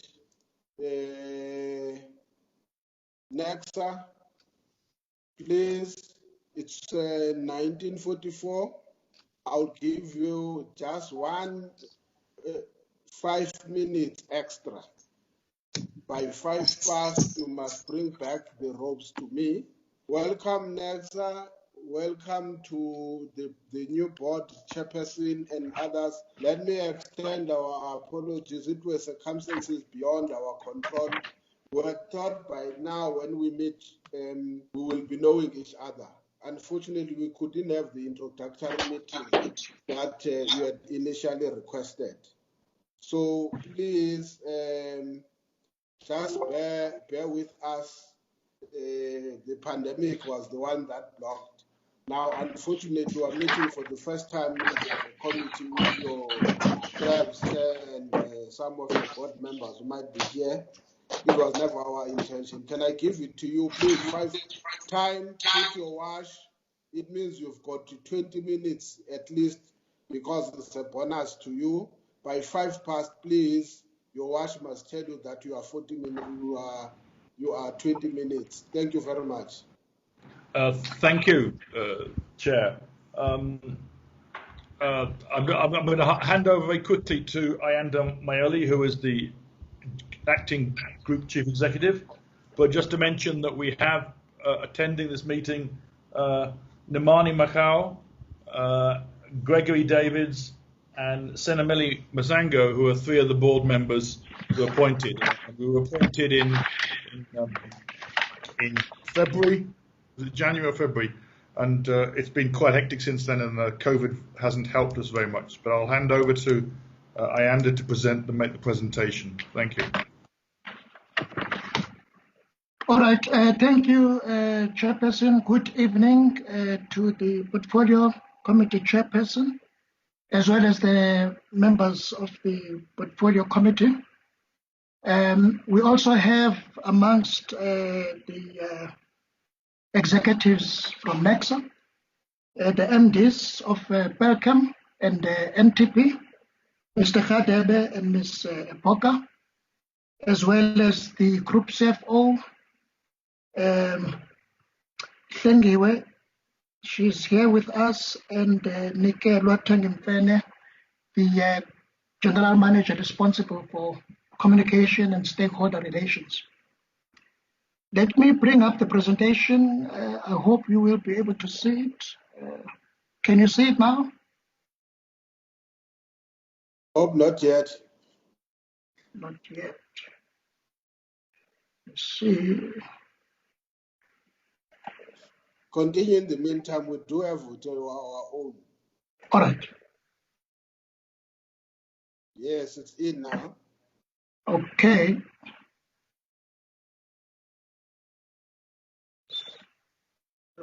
Just trying to get this on.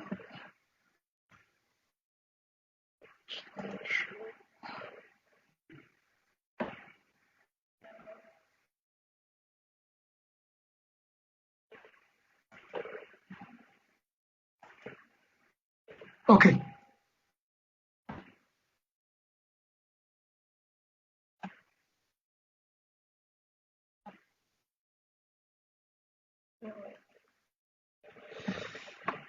Okay. All right. So what I'm going to do is to take you through our Necsa group strategy, which has been approved by the board at the end of April. The new board and the executives have been working over the last couple of months to develop this strategy to ensure that we turn around the organization and also ensure long-term financial sustainability going forward.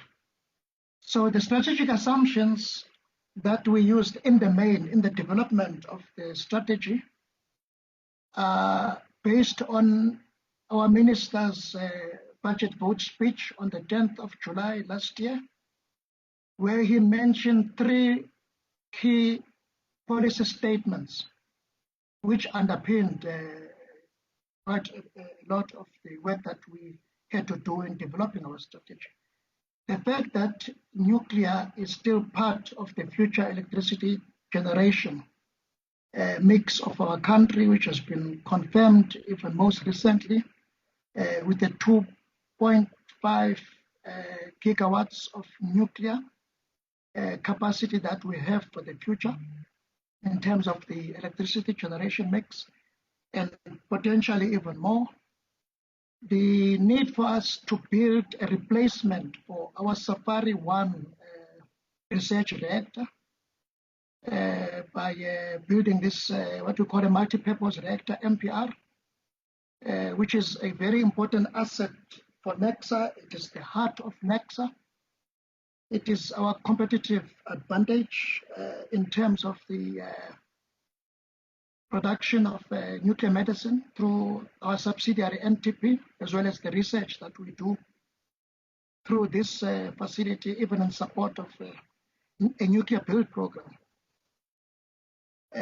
And lastly, the ministers mentioned the need for us to advance the operation of Caterpillar as a state-owned pharmaceutical entity at Necsa, which is also very strategic and key for manufacture of ARVs for the treatment of AIDS. As we probably know, these ARVs currently we import them. So we don't want to continue doing that, knowing that we're one of the biggest users of ARVs, but we want to produce them locally. So this would be through a partnership with Mintech, as well as an international partner. So the strategy that we have developed is based on 3 key phases: short-term, medium-term, and long-term. In the short term, we refer to our strategy as one of sweating assets. Of course, our strategic intent, as you will see at the top of the slide, is it says we want to be a world leader in nuclear, radiation, and related technologies by 2030. We have been very well known as Necsa in the international nuclear industry, as having been a very key global player.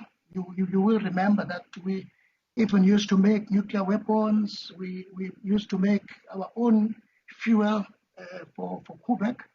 So we are not small players in the nuclear industry generally. Our own research reactor, Safari, is known to be one of the most utilized, highly utilized and well-managed reactors in the world. So we are not small player when it comes to this. So sweating the assets in the main, we talk about ensuring high availability and reliability of existing infrastructure. Before we can think about growth of our infrastructure, growth of our products, we need to ensure that the existing assets are mostly highly utilized in terms of availability and reliability. So for NTP, we're talking regaining our 20% molybdenum-99 market share, which is very important after the long closure of NTP over a number of months that you would be aware of. So we have been on a sustainable return to service program of our facilities at NTP, and we are focused now towards ensuring that we regain the market share that we lost over that period. And that also means that we will increase the range of medical isotopes from 3 to 4. From Percam, we're talking about refurbishment of existing facilities. These facilities are old, over 30 years old, and they need to maintain them and ensure their reliability is very important for us. Before we can talk further growth, which I'm going to talk about. At the next level, we talk about achieving 1.4 billion rand revenue. Currently, in the previous year, financial year 2020, we're looking at 1.2 billion. So we talk about 20% growth at the Necsa corporate level of our turnover there. Through supply of ASME type components. This is through our industrial manufacturing entity called Parliamentary Enterprises, where we've got a ASME 3 and N-STEM for manufacture and design of nuclear components, which makes us the only company in the continent to be able to do such. I do believe Egypt has just managed to establish that capability. So we've been the only entity in the continent for the longest time. We talk about uranium recovery. So these are projects that I'm sharing with you that will increase our turnover and certainly bring some turnaround for Necsa. Uranium recovery from waste streams where we have such uranium that we can still utilize. We talk about recovery from spent nuclear fuel. That's what SNF stands for, which in the main would help to improve our balance sheet from the sales or utilization of this used uranium. We talk about doing contract R&D. This is in respect of 6 key impact areas that we've identified that will bring more opportunities for growth for Necsa. This is where now we do in the main research through the technology readiness levels up to commercialization, where we are able to spin them off in the main towards our subsidiaries for commercialization and our division called Parliamentary Enterprises. Talk about reduction of our liability, nuclear waste liability, by 10% and further reduction over the years, as you will see. So that's in the short term. In the medium term, that is about 5 years from now, we're talking further increase of market share at NTP, where we produce medical isotopes, and increase of the range of those medical isotopes from 4 to 6. Pelchem, this is where we produce our fluorine-based chemicals. There we are a small player in the market. There's big scope for us to increase our market share by increasing our capacity of our production plants. And we talk there the possibility to build a 30,000 tons per annum HF plant. That is in comparison with existing capacity of about 4,500 tons per annum. So that's how much increase we talk about in scope to make these plants more economically viable. So that's on HF. And then also upscaling production of specialty fluorochemicals. And then for Kotlapila project in collaboration with Mintech, we're talking there initially having a 35% market share of ARVs, and this will grow over the next years, as I will show you in the next slides to come. As we continue in the next 5 years, we talk about growing our supply of ASME-related components through our entity Parliamentary Enterprises.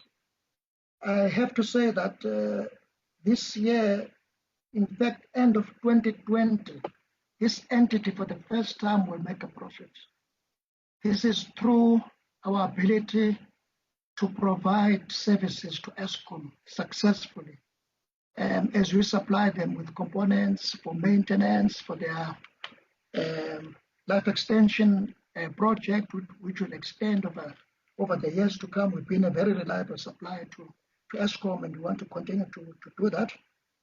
And by doing so, we also have to increase the local content of our plant at Quebec, having been built by the French in the main.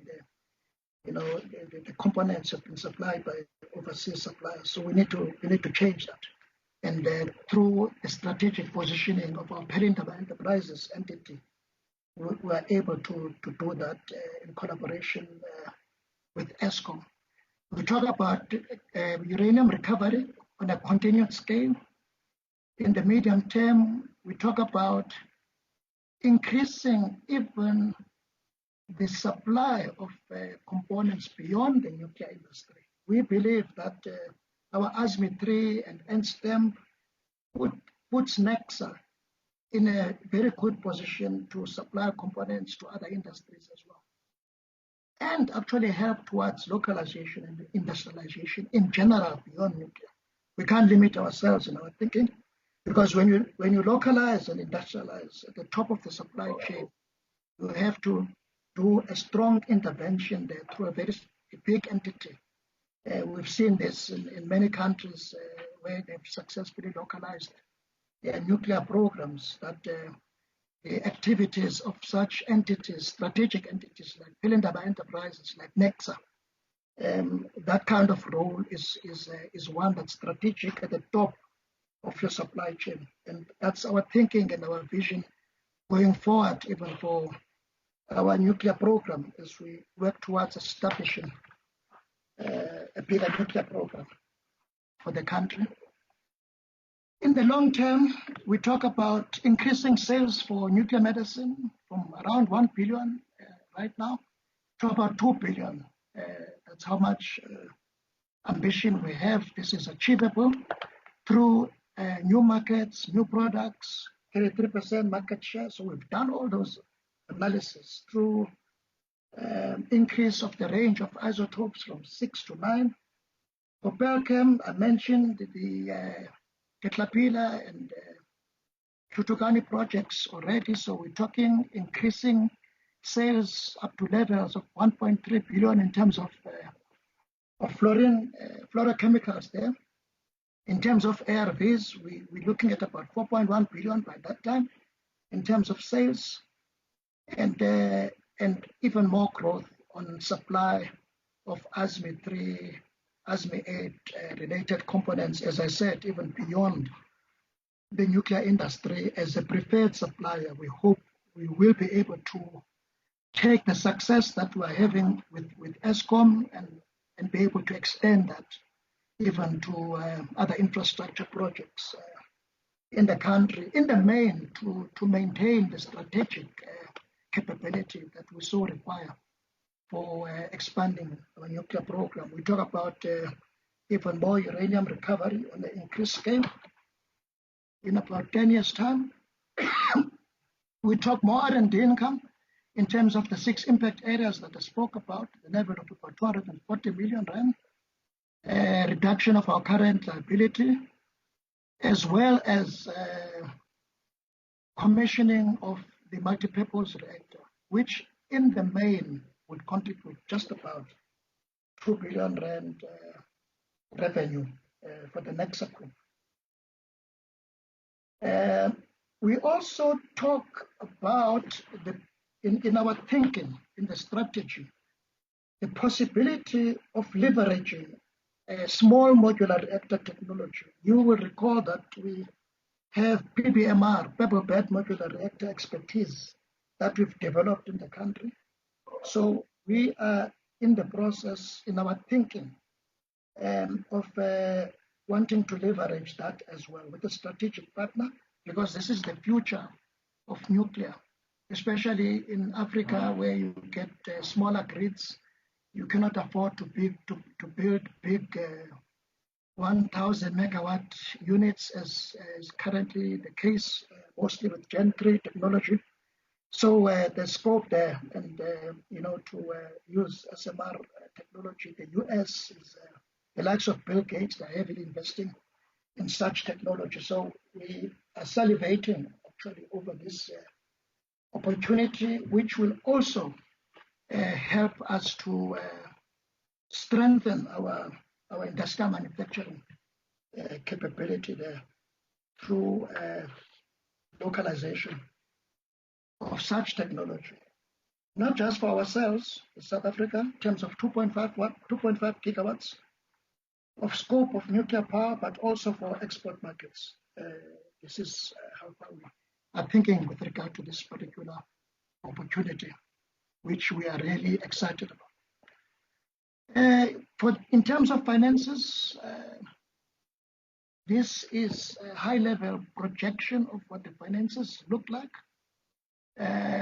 In the current year, ending 2021, we're looking at a revenue of about 3.1 billion. That is in comparison with 2 billion in the previous financial year. So this is not a small increase.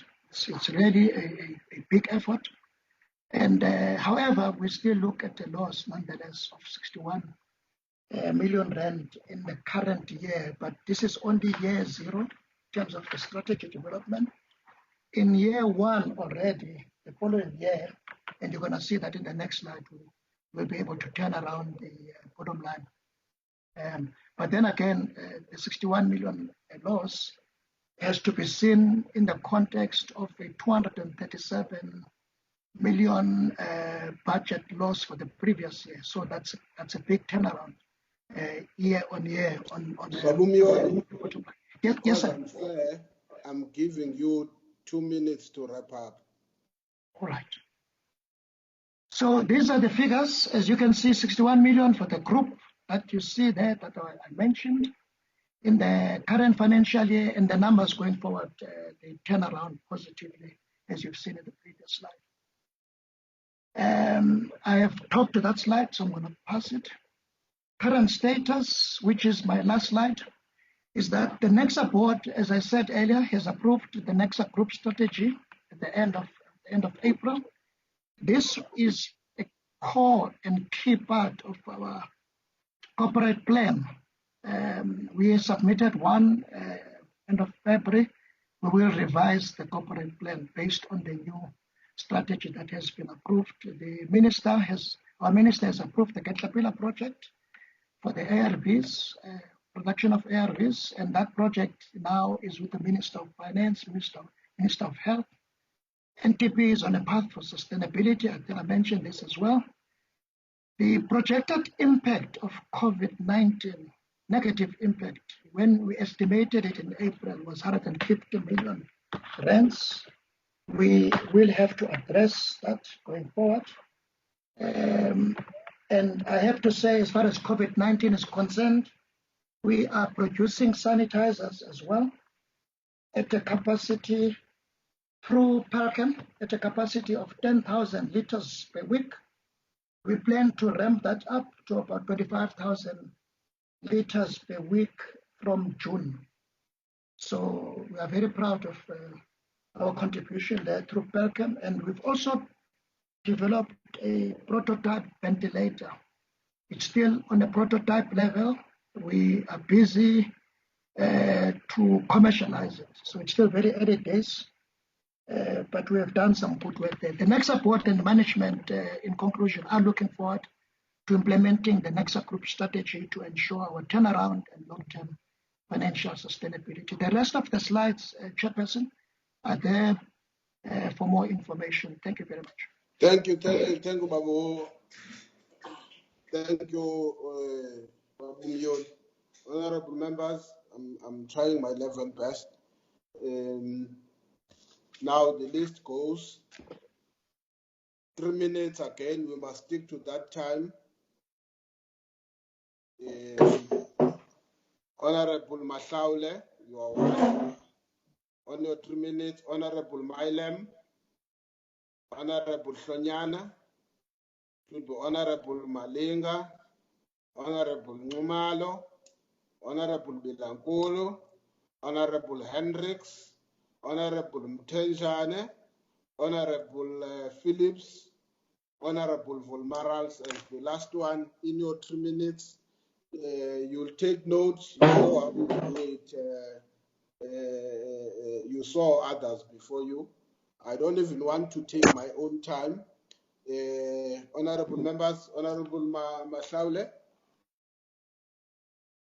Thank you very much, Chair. We want to welcome the presentation by Necsa and express that unlike the last time when we received a presentation from Necsa, where we expressed the hopelessness that we could see from Necsa, it has seemed to change now to a hopeful situation, and we just want to congratulate Necsa in changing things around, seemingly.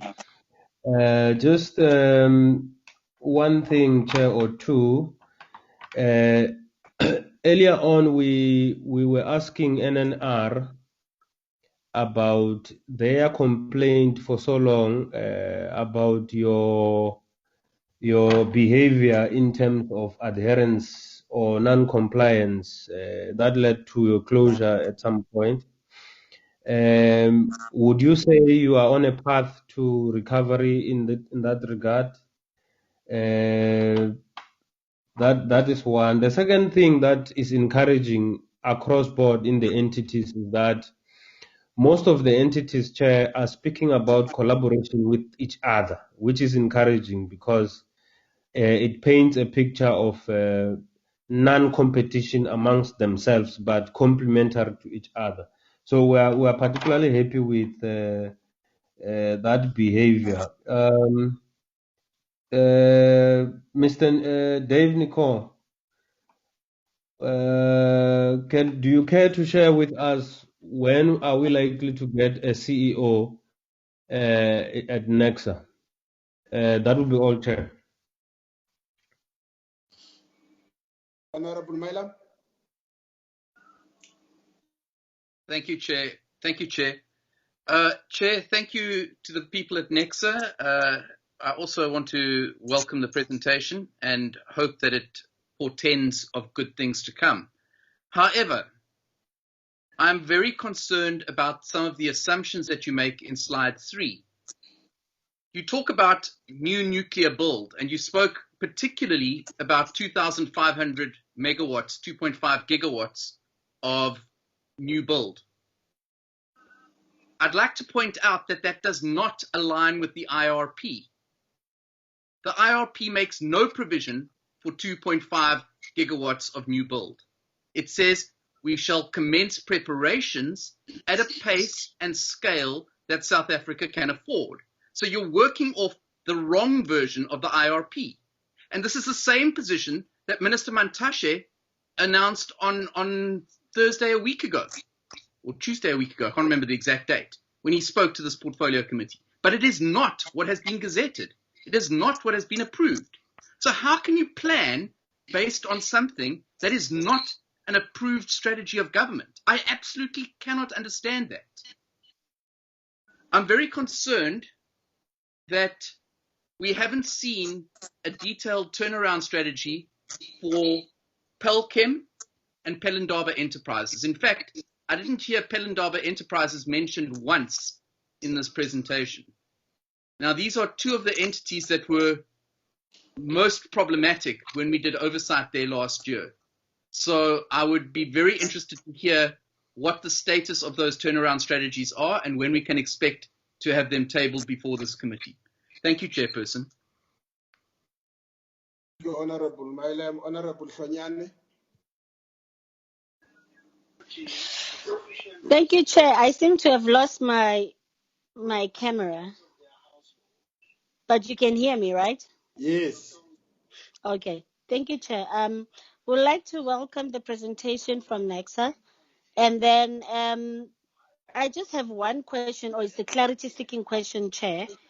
At the beginning of the presentation, when they were speaking about the Caterpillar project, they spoke that they are in partnership with Mentec, but also, if I heard properly, the speaker said an international partner.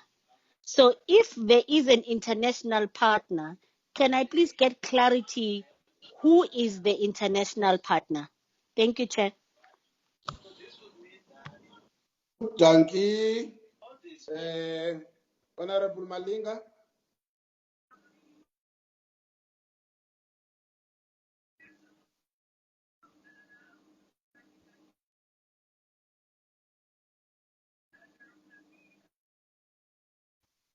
Thank you, Honorable Chairperson. Malinga.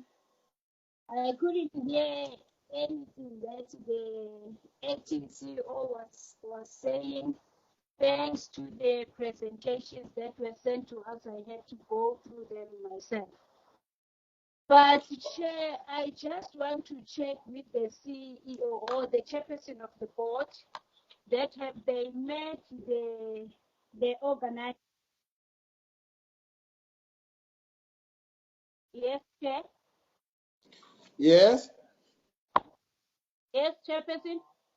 We're listening. I can hear you. Can't you hear me? We hear you. Oh, I'm saying, Chairperson, can I check with the board if they have met the organized labor in Necsa? Because what we saw in our PC, the strained relationships between the acting CEO and organized labor left us with an unpalatable taste. Two, Chair, how does Necsa intend to ensure that NTP adheres to safety regulations as prescribed by NNR and to ensure that they don't lose revenue and their customer base that was built over the years? Thank you very much, Chair. Okay. Honorable Numalo.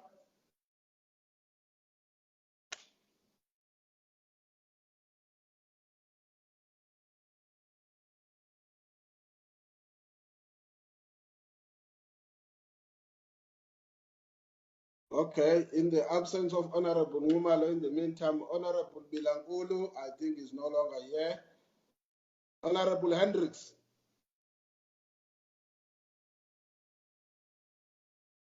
Thank you, Chair.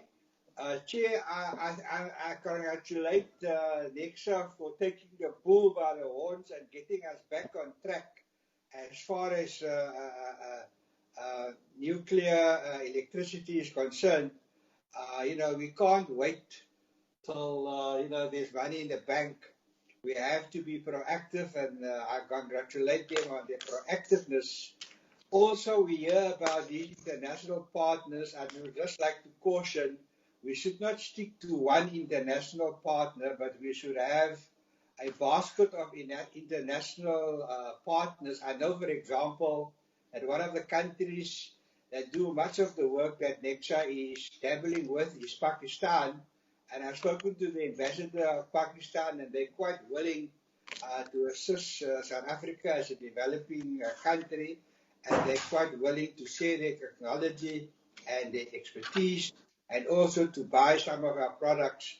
So I just hope that our mindset is flexible and that we don't just stick to one international partner. Also, we noticed the good cooperation between Mentec and Necsa, and I think things are just getting better. Thank you very much, Honorable Chair. Okay, thank you, Honorable Hendricks. Honorable Tenjan.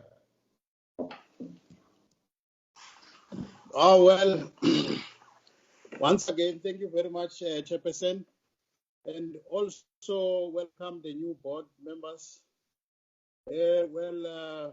We know that the broom, they say it sweeps clean when it's new, so we want them to stay new so that they can always sweep clean, because remember, our people are waiting for service delivery, our people are sick with diseases, so we want their delivery.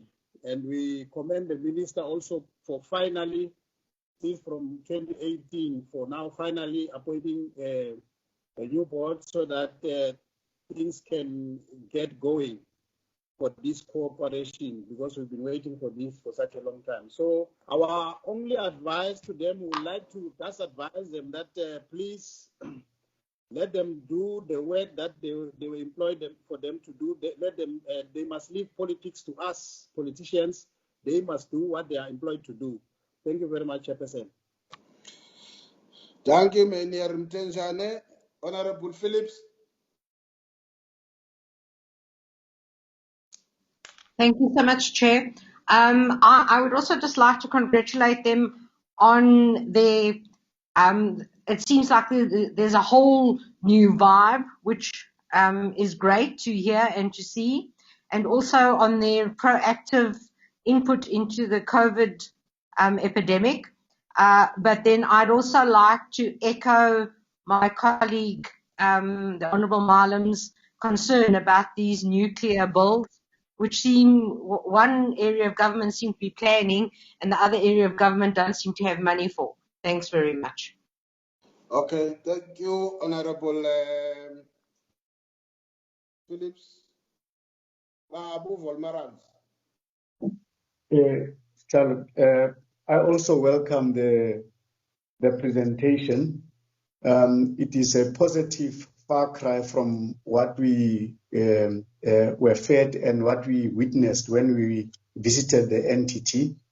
That slide 15, it gives us a lot of hope, and it is more than welcome. I also want to echo the question that relates to the relationship between the entity and its labor, since we saw what we saw about their relationship. What have they done? How far are they? The production of sanitizers by Necsa, is it in collaboration with Mintech, or is it also on competing for the market share?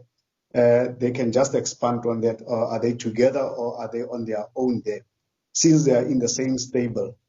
And then the last one is a slide 41, where they mention a risk of lack of transformation and an inability to retain the designated groups. Is there a turnaround strategy addressing that, and what are they going to do around that issue? Thanks, Chair. Okay.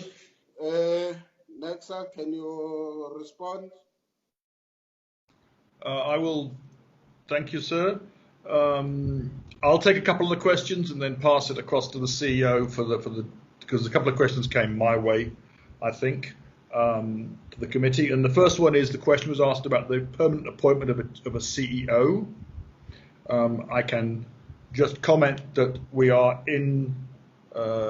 trying to resolve the issues at CCMA, etc., with the current previous CEO, and once that is resolved, which we hope will be shortly, we will go out to advert for a new CEO, and hopefully that will take a few months to sort out. But we cannot start that process until we've legally resolved the issues with the existing previous CEO. So that's by that kind. The second one I'll take up is, I think 2 or 3 of the MPs mentioned, honourable members, that mentioned the IRP and the 2,500 megawatts and Necsa's enthusiasm about nuclear new build. And I think you will understand that's the kind of thing which gets Necsa excited. It's in our title. I will have a comment on 2 very important concepts to this one. The first is that nothing in our current turnaround strategy takes credit for any work coming out of a nuclear new build program. So while we believe in it and we're doing some academic work in the background, the recovery program we presented today does not rely upon a nuclear new build program for its success. That would be extra. And my second comment is the IRP has delineated what plant is supposed to be commissioned up to 2030. It has not listed what gets but beyond 2030. It's got several scenarios beyond 2030. But as the Minister pointed out, he was looking for the prelim work to be completed by 2024, as I understand his comments, And even assuming that we place contracts in 2024 for a new build program, there would be nothing online before about 2030, 2032 at the absolute earliest, more likely 2035. So I would comment as an individual that the current IRP has a weakness, that it stops the process in 9 years from now. And in mega projects, 9 years is, nothing gets done in 9 years completed. So those are the two questions I think were raised to me. And I'm going to leave the rest to, the other one, I'll leave the rest to the CEO. So over to yourself, Ayanda.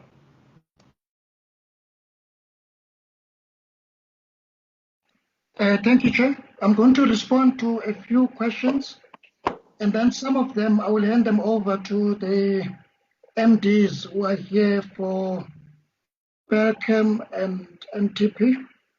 I think the first question relates to the unions, and I will say that I think it was unfortunate that at that particular point in time there were those issues that the union had raised at that particular point in time, but there was always intention to discuss those openly and to address them. I have heard the view that in any relationship, when there are differences, it's not because such a relationship on its own, it is a problem. I've heard that view. I have differences with my own family members from time to time, but it has never meant that the strained relationships per se. But I do understand that it did come out that way. And what we have done is that we have had some sessions between the union members and management representatives in what we call group bargaining forum. One such session was actually chaired by the CCMA to help us to address issues of labor in general. I think it was a very successful session. I was called in the last day to come and witness what the outcome was, and I saw that with my own eyes, and I was pleased. So we have continued, through such engagements with the GBF, and management gives us feedback on a regular basis on discussions that are happening there. And also, when we did the group strategic development, we had the union as being part of one of the days where they gave their input. So this is always something that we do when we do strategic development, that we engage with the union to give very valuable input. So one looks forward to improved, even better relations between management and the union. Other questions, I'm just going to tackle them as I can recall them. Honorable Malem, apart from his concern on the 2.5 gigawatt of nuclear, which the chairperson has addressed, spoke about not having seen the strategy for Berkham and Pelindaba Enterprises. Pelindaba Enterprises is a division of Necsa. I just have to make that clear. It's one division where we do industrial manufacturing. The strategy that we are talking about is a group strategy. So in essence, it includes our subsidiaries. That's why we call it group. It includes NTP, it includes Berkham. Hence, you would have heard me refer to projects from Berkham, which are very strategic, important for the growth of the group. But those projects come from Berkham. When I spoke about the sanitizers, this is from Berkham's own plants as a part of the group. So the strategy we're talking about is a group one, of which Berkham is part. There was a question whether we're producing the sanitizers in collaboration with Mintech. Not at the moment. But what I will do, I will give our MD, Mr. Khadebe, an opportunity to speak more. I think there was a question about the sanitizers. There was a question about strategic partnership and around that. So I think he will comment. And likewise on NTP, there was a question on whether we will continue on a sustained path of regulatory compliance. I think I will give an opportunity to Mr. Boka also to answer that question. Let's see what other questions I can see here. The risk relating to transformation. The risk relating to transformation goes like this. We have to continuously transform the organization, especially in key areas such as R&D. And it takes time to develop expertise that you need in such an area as R&D. So in the main, we use knowledge management to ensure that we retain knowledge. Knowledge resides in people and elsewhere, documents everywhere else. But in the main, it resides in people. So we're talking how we can transfer such knowledge from those who have the expertise to those who are knowledge seekers, as it were, using knowledge management speak. So it's something that we haven't perfected. I think when the honorable members came to Necsa and visited Necsa, it was something that we shared with you as one of our weaknesses. And we're addressing through a very strong knowledge management program, which we have derived from the IAEA, International Atomic Energy Agency. So that's something that we're working on. We will not lie to the portfolio committee and say that it's a perfect situation, but nonetheless, it's something that we continue to strive on. But I have to say that the number of black technical staff as a percentage of the total staff is about 50%, almost on target. If we miss the target at any one time, it will be by 0.5%. So you can say we're tracking almost on target, but we recognize that in some of the key areas of knowledge and expertise, we need more transformation. Let me see what else. Right now, let me hand over firstly to Mr. Khadebe. Ivan, you there? Yes, I'm here, CEO. Yes, Ivan. Thanks. Good evening, honorable members. With regards to the question on the sanitizers, it's actually a three-way collaboration between Mintech, Pelchem, and Nketlapela. So the three entities have been working together so that they can produce the WHO recommended formulations. As the CEO of Mintech has mentioned previously, there's quite a shortage of the WHO recommended sanitizers within the country, but also within the region. So that's why the three of us decided to collaborate so that we can have the necessary scale to provide the WHO sanitizers. So that is a complementary collaboration between the three entities. That will be all from my side. Thank you, Ivan. There was a question, who was the international partner? Oh, yeah, international partnership, Ivan.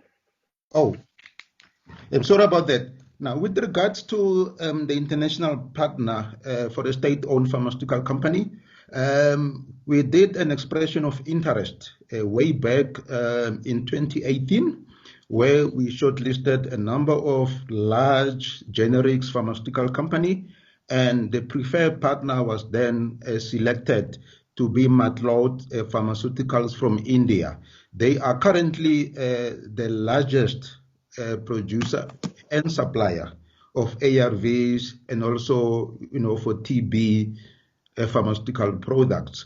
Currently, we are awaiting, the final concurrence from the Minister of Finance and the Minister of Health.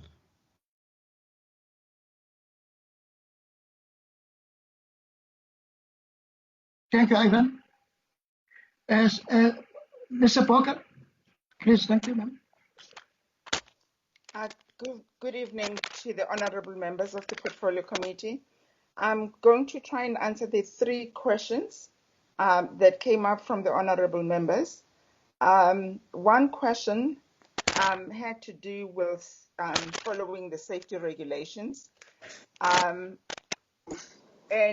how we work with Necsa to ensure sustainability of our operations.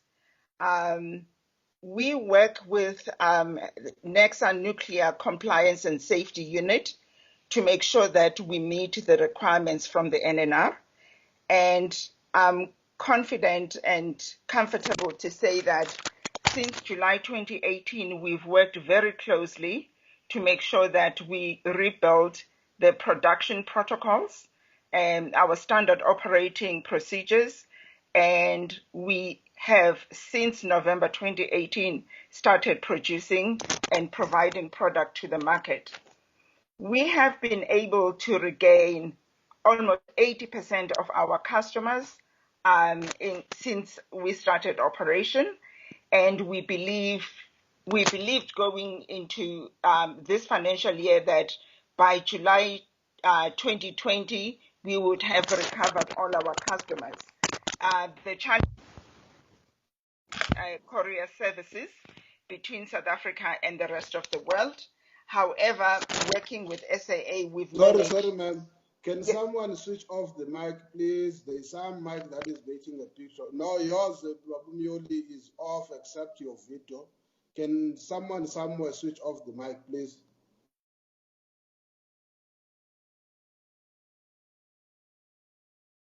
If I may continue, Honorable Chair. So we are on a process to recover our customers as well as maintain our production, both for molybdenum, which is the major product that we sell internationally, iodine 131, and we've also started producing a new product, lutetium 177 NCA, which is used for prostate cancer treatment. And I am confident that as long as we run Safari safely, we run the NTP production facilities safely, we will be able not only to regain the international markets, but importantly that we have started to work on taking advantage of the African market with new products through the Africa Continental Free Trade Area Agreement. So in that, I believe that we are set to get back to the positions we were in 2017. I would mention that we've done a lot of training for our staff, and even though we've had the lockdown, we've managed to have 3 production runs and supply the American market as well as the European market. As long as we have flights into those countries, we're able to deliver product. Thank you.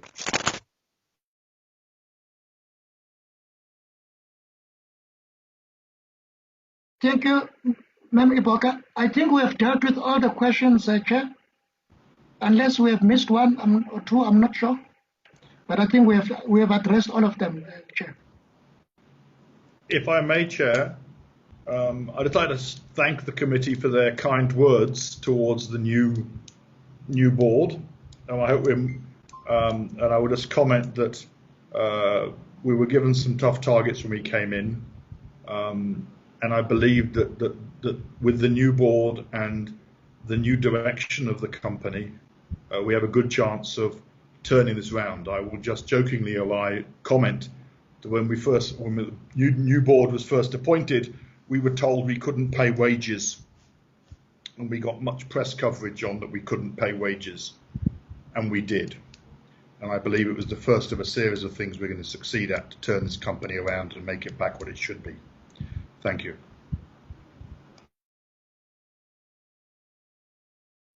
Thank you, Chairperson of the Necsa, like I said initially. But please answer this question. I know that your acting CEO answered this question.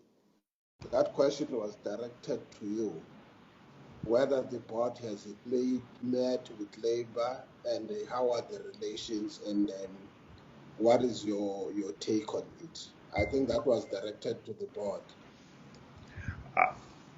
The board as a whole has not met the unions. I met the unions personally at the second week of being in position, and I've had discussions with union leadership since then. So I've kept a discussion going with the unions, and I believe that the unions are looking for the survival and success and growth of Necsa as their primary interest. So as long as the board is showing that support, they seem all right. But because of the lockdown, we haven't had many meetings so far, but certainly in my discussions with the leadership of both the unions on site, I feel comfortable that we have a relationship where they will come and tell me if we are not doing the right thing. Thank you, Chair. No. I wanted so that there can be clarity on some of these issues. Thank you very much. Thank you, honourable members. One of the things I must say, especially now that Necsa we have presented, obviously we still owe each other by your request, Chairperson, that we share some of those matters, not under pressure, but to see how best, because when you come to this committee, there are two things possible. One of them, the primary one, is accountability, but also we're here as a committee to assist and where we think we can. We don't want people to fear to come to the committee, but if you know that you don't know your story, I will just advise that try and find a way to cushion, because we don't speak next to the facts, we deal with the facts as they are. So I think as the committee is going to deliberate in all the presentations, we will surely try and find time, depending when this crisis we're faced with, when does it ease and allow a better interaction. But as I said, that I'm sure when I speak from behalf of this committee. The second thing is that as a chairperson, especially under such conditions, I don't think we necessarily say take away the responsibility of the operational task of the executives. It is enough when the chair gets an opportunity to interact with all the stakeholders, including. So you were representing the board in doing so. It's a question of how the matters are dealt with when you are sitting around as the board. So I think, to me, I wouldn't say feel guilty or that we might have not acted as a board. When you were doing that exercise, you were trying to manage a situation of which, as a chair, you have a responsibility for. So I want you to relax, not say, hey, I came to the committee. No, we're not looking at that. We're just looking at how do you manage some of the issues on the challenges that are there. But on an overall, as I said, that we will try all of the presentations that have been made. When the committee meets, be aware already that in its discussions, it might then be able to say, whilst we are looking at all the issues and all the presentations, we think that we need to have now a take on one-on-one per each of these particular entities based on what the committee would have done in terms of its assessment and evaluation, and what it would then be able to recommend going forward. That could be as a result of what emanates on the presentation. So for now, the committee in essence is just listening to the presentations. It is not making an opinion or any recommendations. It is still going to go back and deliberate on the presentations that have been made. The last point on this one, before I go and give to the DG, I'm just saying in future, because we're still going to come back and deal with the BRRRs, the budget reviews and recommendation reports. We might be faced with a similar challenge. Just be ready and go back, and I think I want to give the task to the DG and say, for us as members of parliament, when we are here, I'm not sure Honorable Melam can tell me what his party is given, but one thing I can assure you, there is not a single party when we debate the reports that will get more than, it will be lucky if we get more than 30 minutes. It actually means all your reports, I still have to count, leave that there are entities within entities. I still have to do that exercise, entities within entities. All what you have presented, all of you as entities, in the so many days that were listening and were still going to listen, you will be lucky that each party a person can get more than 10 minutes. So in most cases is that we have to summarize everything that has been said in these committees into 10 minutes as a maximum of a person will get. It will be lucky if when they share the time they get 12. But the point I'm trying to say, when we do these things, it's not that we are not going through the same exercise. When your time is up, in that 12 minutes, it is up. You don't start to say I've got more than 16 entities. Whether you've got 16 entities, but when your time is allocated to be 10 minutes or 8 minutes, you must finish in 8 minutes. So that is why you are saying also yourselves when you come here, just tell yourself if there is no time, these are the points we want to do. Lastly, I think when we deal, honorable members, we will have to look at this response. I think the collaborations goes beyond just 3 entities when it comes to COVID-19. We have to look at these issues and also to what extent do we talk to the interdepartmental relations? Because in my view, I'm not sure where is the offtake. We can have this production and sometimes even the mining companies, the mining industry, with the magnitude of human personnel that it is taking, as we always talk about opening up the economy, it actually means there is a demand for some of those issues. Then what are the strategies, which I think that's what members were trying to raise in relation to the commercial value of the production. Just quickly, DG, before I close the meeting, can we get what your remarks on the basis of your entities that you brought today?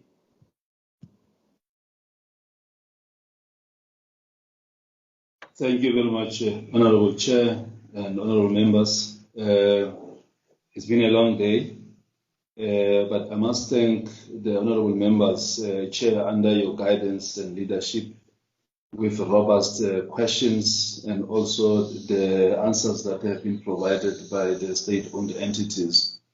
It shows that we are hard at work in making sure that we respond to the challenges that our people are faced with, because that is basically our mandate to respond to the electorates, because you as members of Parliament, you are there with a specific mandate of representing the entire nation.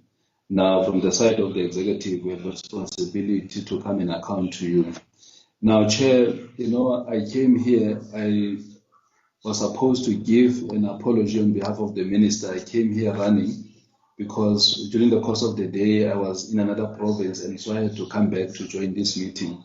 Now, the minister has apologized, Chair. The cabinet activities or responsibilities kept them quite very busy. As you are aware that they're busy with NCCC as well and other programs of cabinet. The other issue, Chair, as I have appreciated the robustness, how the members have engaged in this conversation. There is one issue that I just want to bring to the attention of honorable members, that we have agreed even previously that during the BRRR will come and give an update to honorable members in terms of the work that we have done by then, looking specifically at our entities around the plans that they need to put in place. For an example, we're talking of rationalization and repurposing of state-owned entities. That is one other area, even Necsa as well. It is going to be affected by that process. As I have also indicated that during that process of BRRR will be able to come back and give a feedback to the honourable members. The other issue, Chair, I think the point that Honourable Malinga has raised, we have taken note of a comment. It's a very important comment. Lastly, Chair, without taking a lot of time, Honourable Milam asked a question around where do we get the 2,500 megawatts. Then, without getting into the details, I would like to make a reference to decision number 8. Then you will find decision number 8 on page 48 of the IRP. It makes a specific reference to the 2,500 megawatts. It says that commence preparations for a nuclear build program to the extent of 2,500 megawatts at a pace and scale that the country can afford, because it is a no-regret option in the long term. And so the chairperson of Necsa has also clarified this question. I thought that I should just make this addition and also to provide information to honorable members where they can find this information. With those words, Chair, I think it's been a long day, as I've said. You have done a wonderful job as members of Parliamentary Portfolio Committee on Mineral Resources and Energy. I would like to thank you very much, Chair. Okay, thank you, honorable members. We are meeting tomorrow at 12 o'clock, ne? Yes, Chair. Correct my team. Yes, Chair, you're correct. We are dealing with let me check we're dealing with Necsa, ne? Correct, Chair. SADPMR, I nearly Yes, said DPMRE, and then SDT. Yes. Is that the case? Yes, Chair. Honorable members, thank you very much for your maximum discipline. We know that this is an extraordinary exercise that we must meet beyond the working hours. But the truth of the matter is that the nation is looking up to us. We have a task and a responsibility to our people. And therefore, thank you very much for taking sacrifice. One of the things I've noticed is that I know when it is this time, there is a general belief that you are supposed to be sitting home, but if we were in Parliament, probably there would be no need for apologies, because this is some of the experiences that we have. So for your effort, your commitment, I wish to send my appreciation. We were not sure when we were scheduling some of these meetings. Also, Mentec, I would be doing an injustice if I don't appreciate your reasonability. When you came and then we had some hiccups and you considered, and thank you very much to allow us to say, come at a later stage. It's important just to have a sense of what the entities are doing. The rest of the issues obviously will rest with the committee. Thank you very much. Let's meet tomorrow again at 12 o'clock for the other related matters. Thank you very much.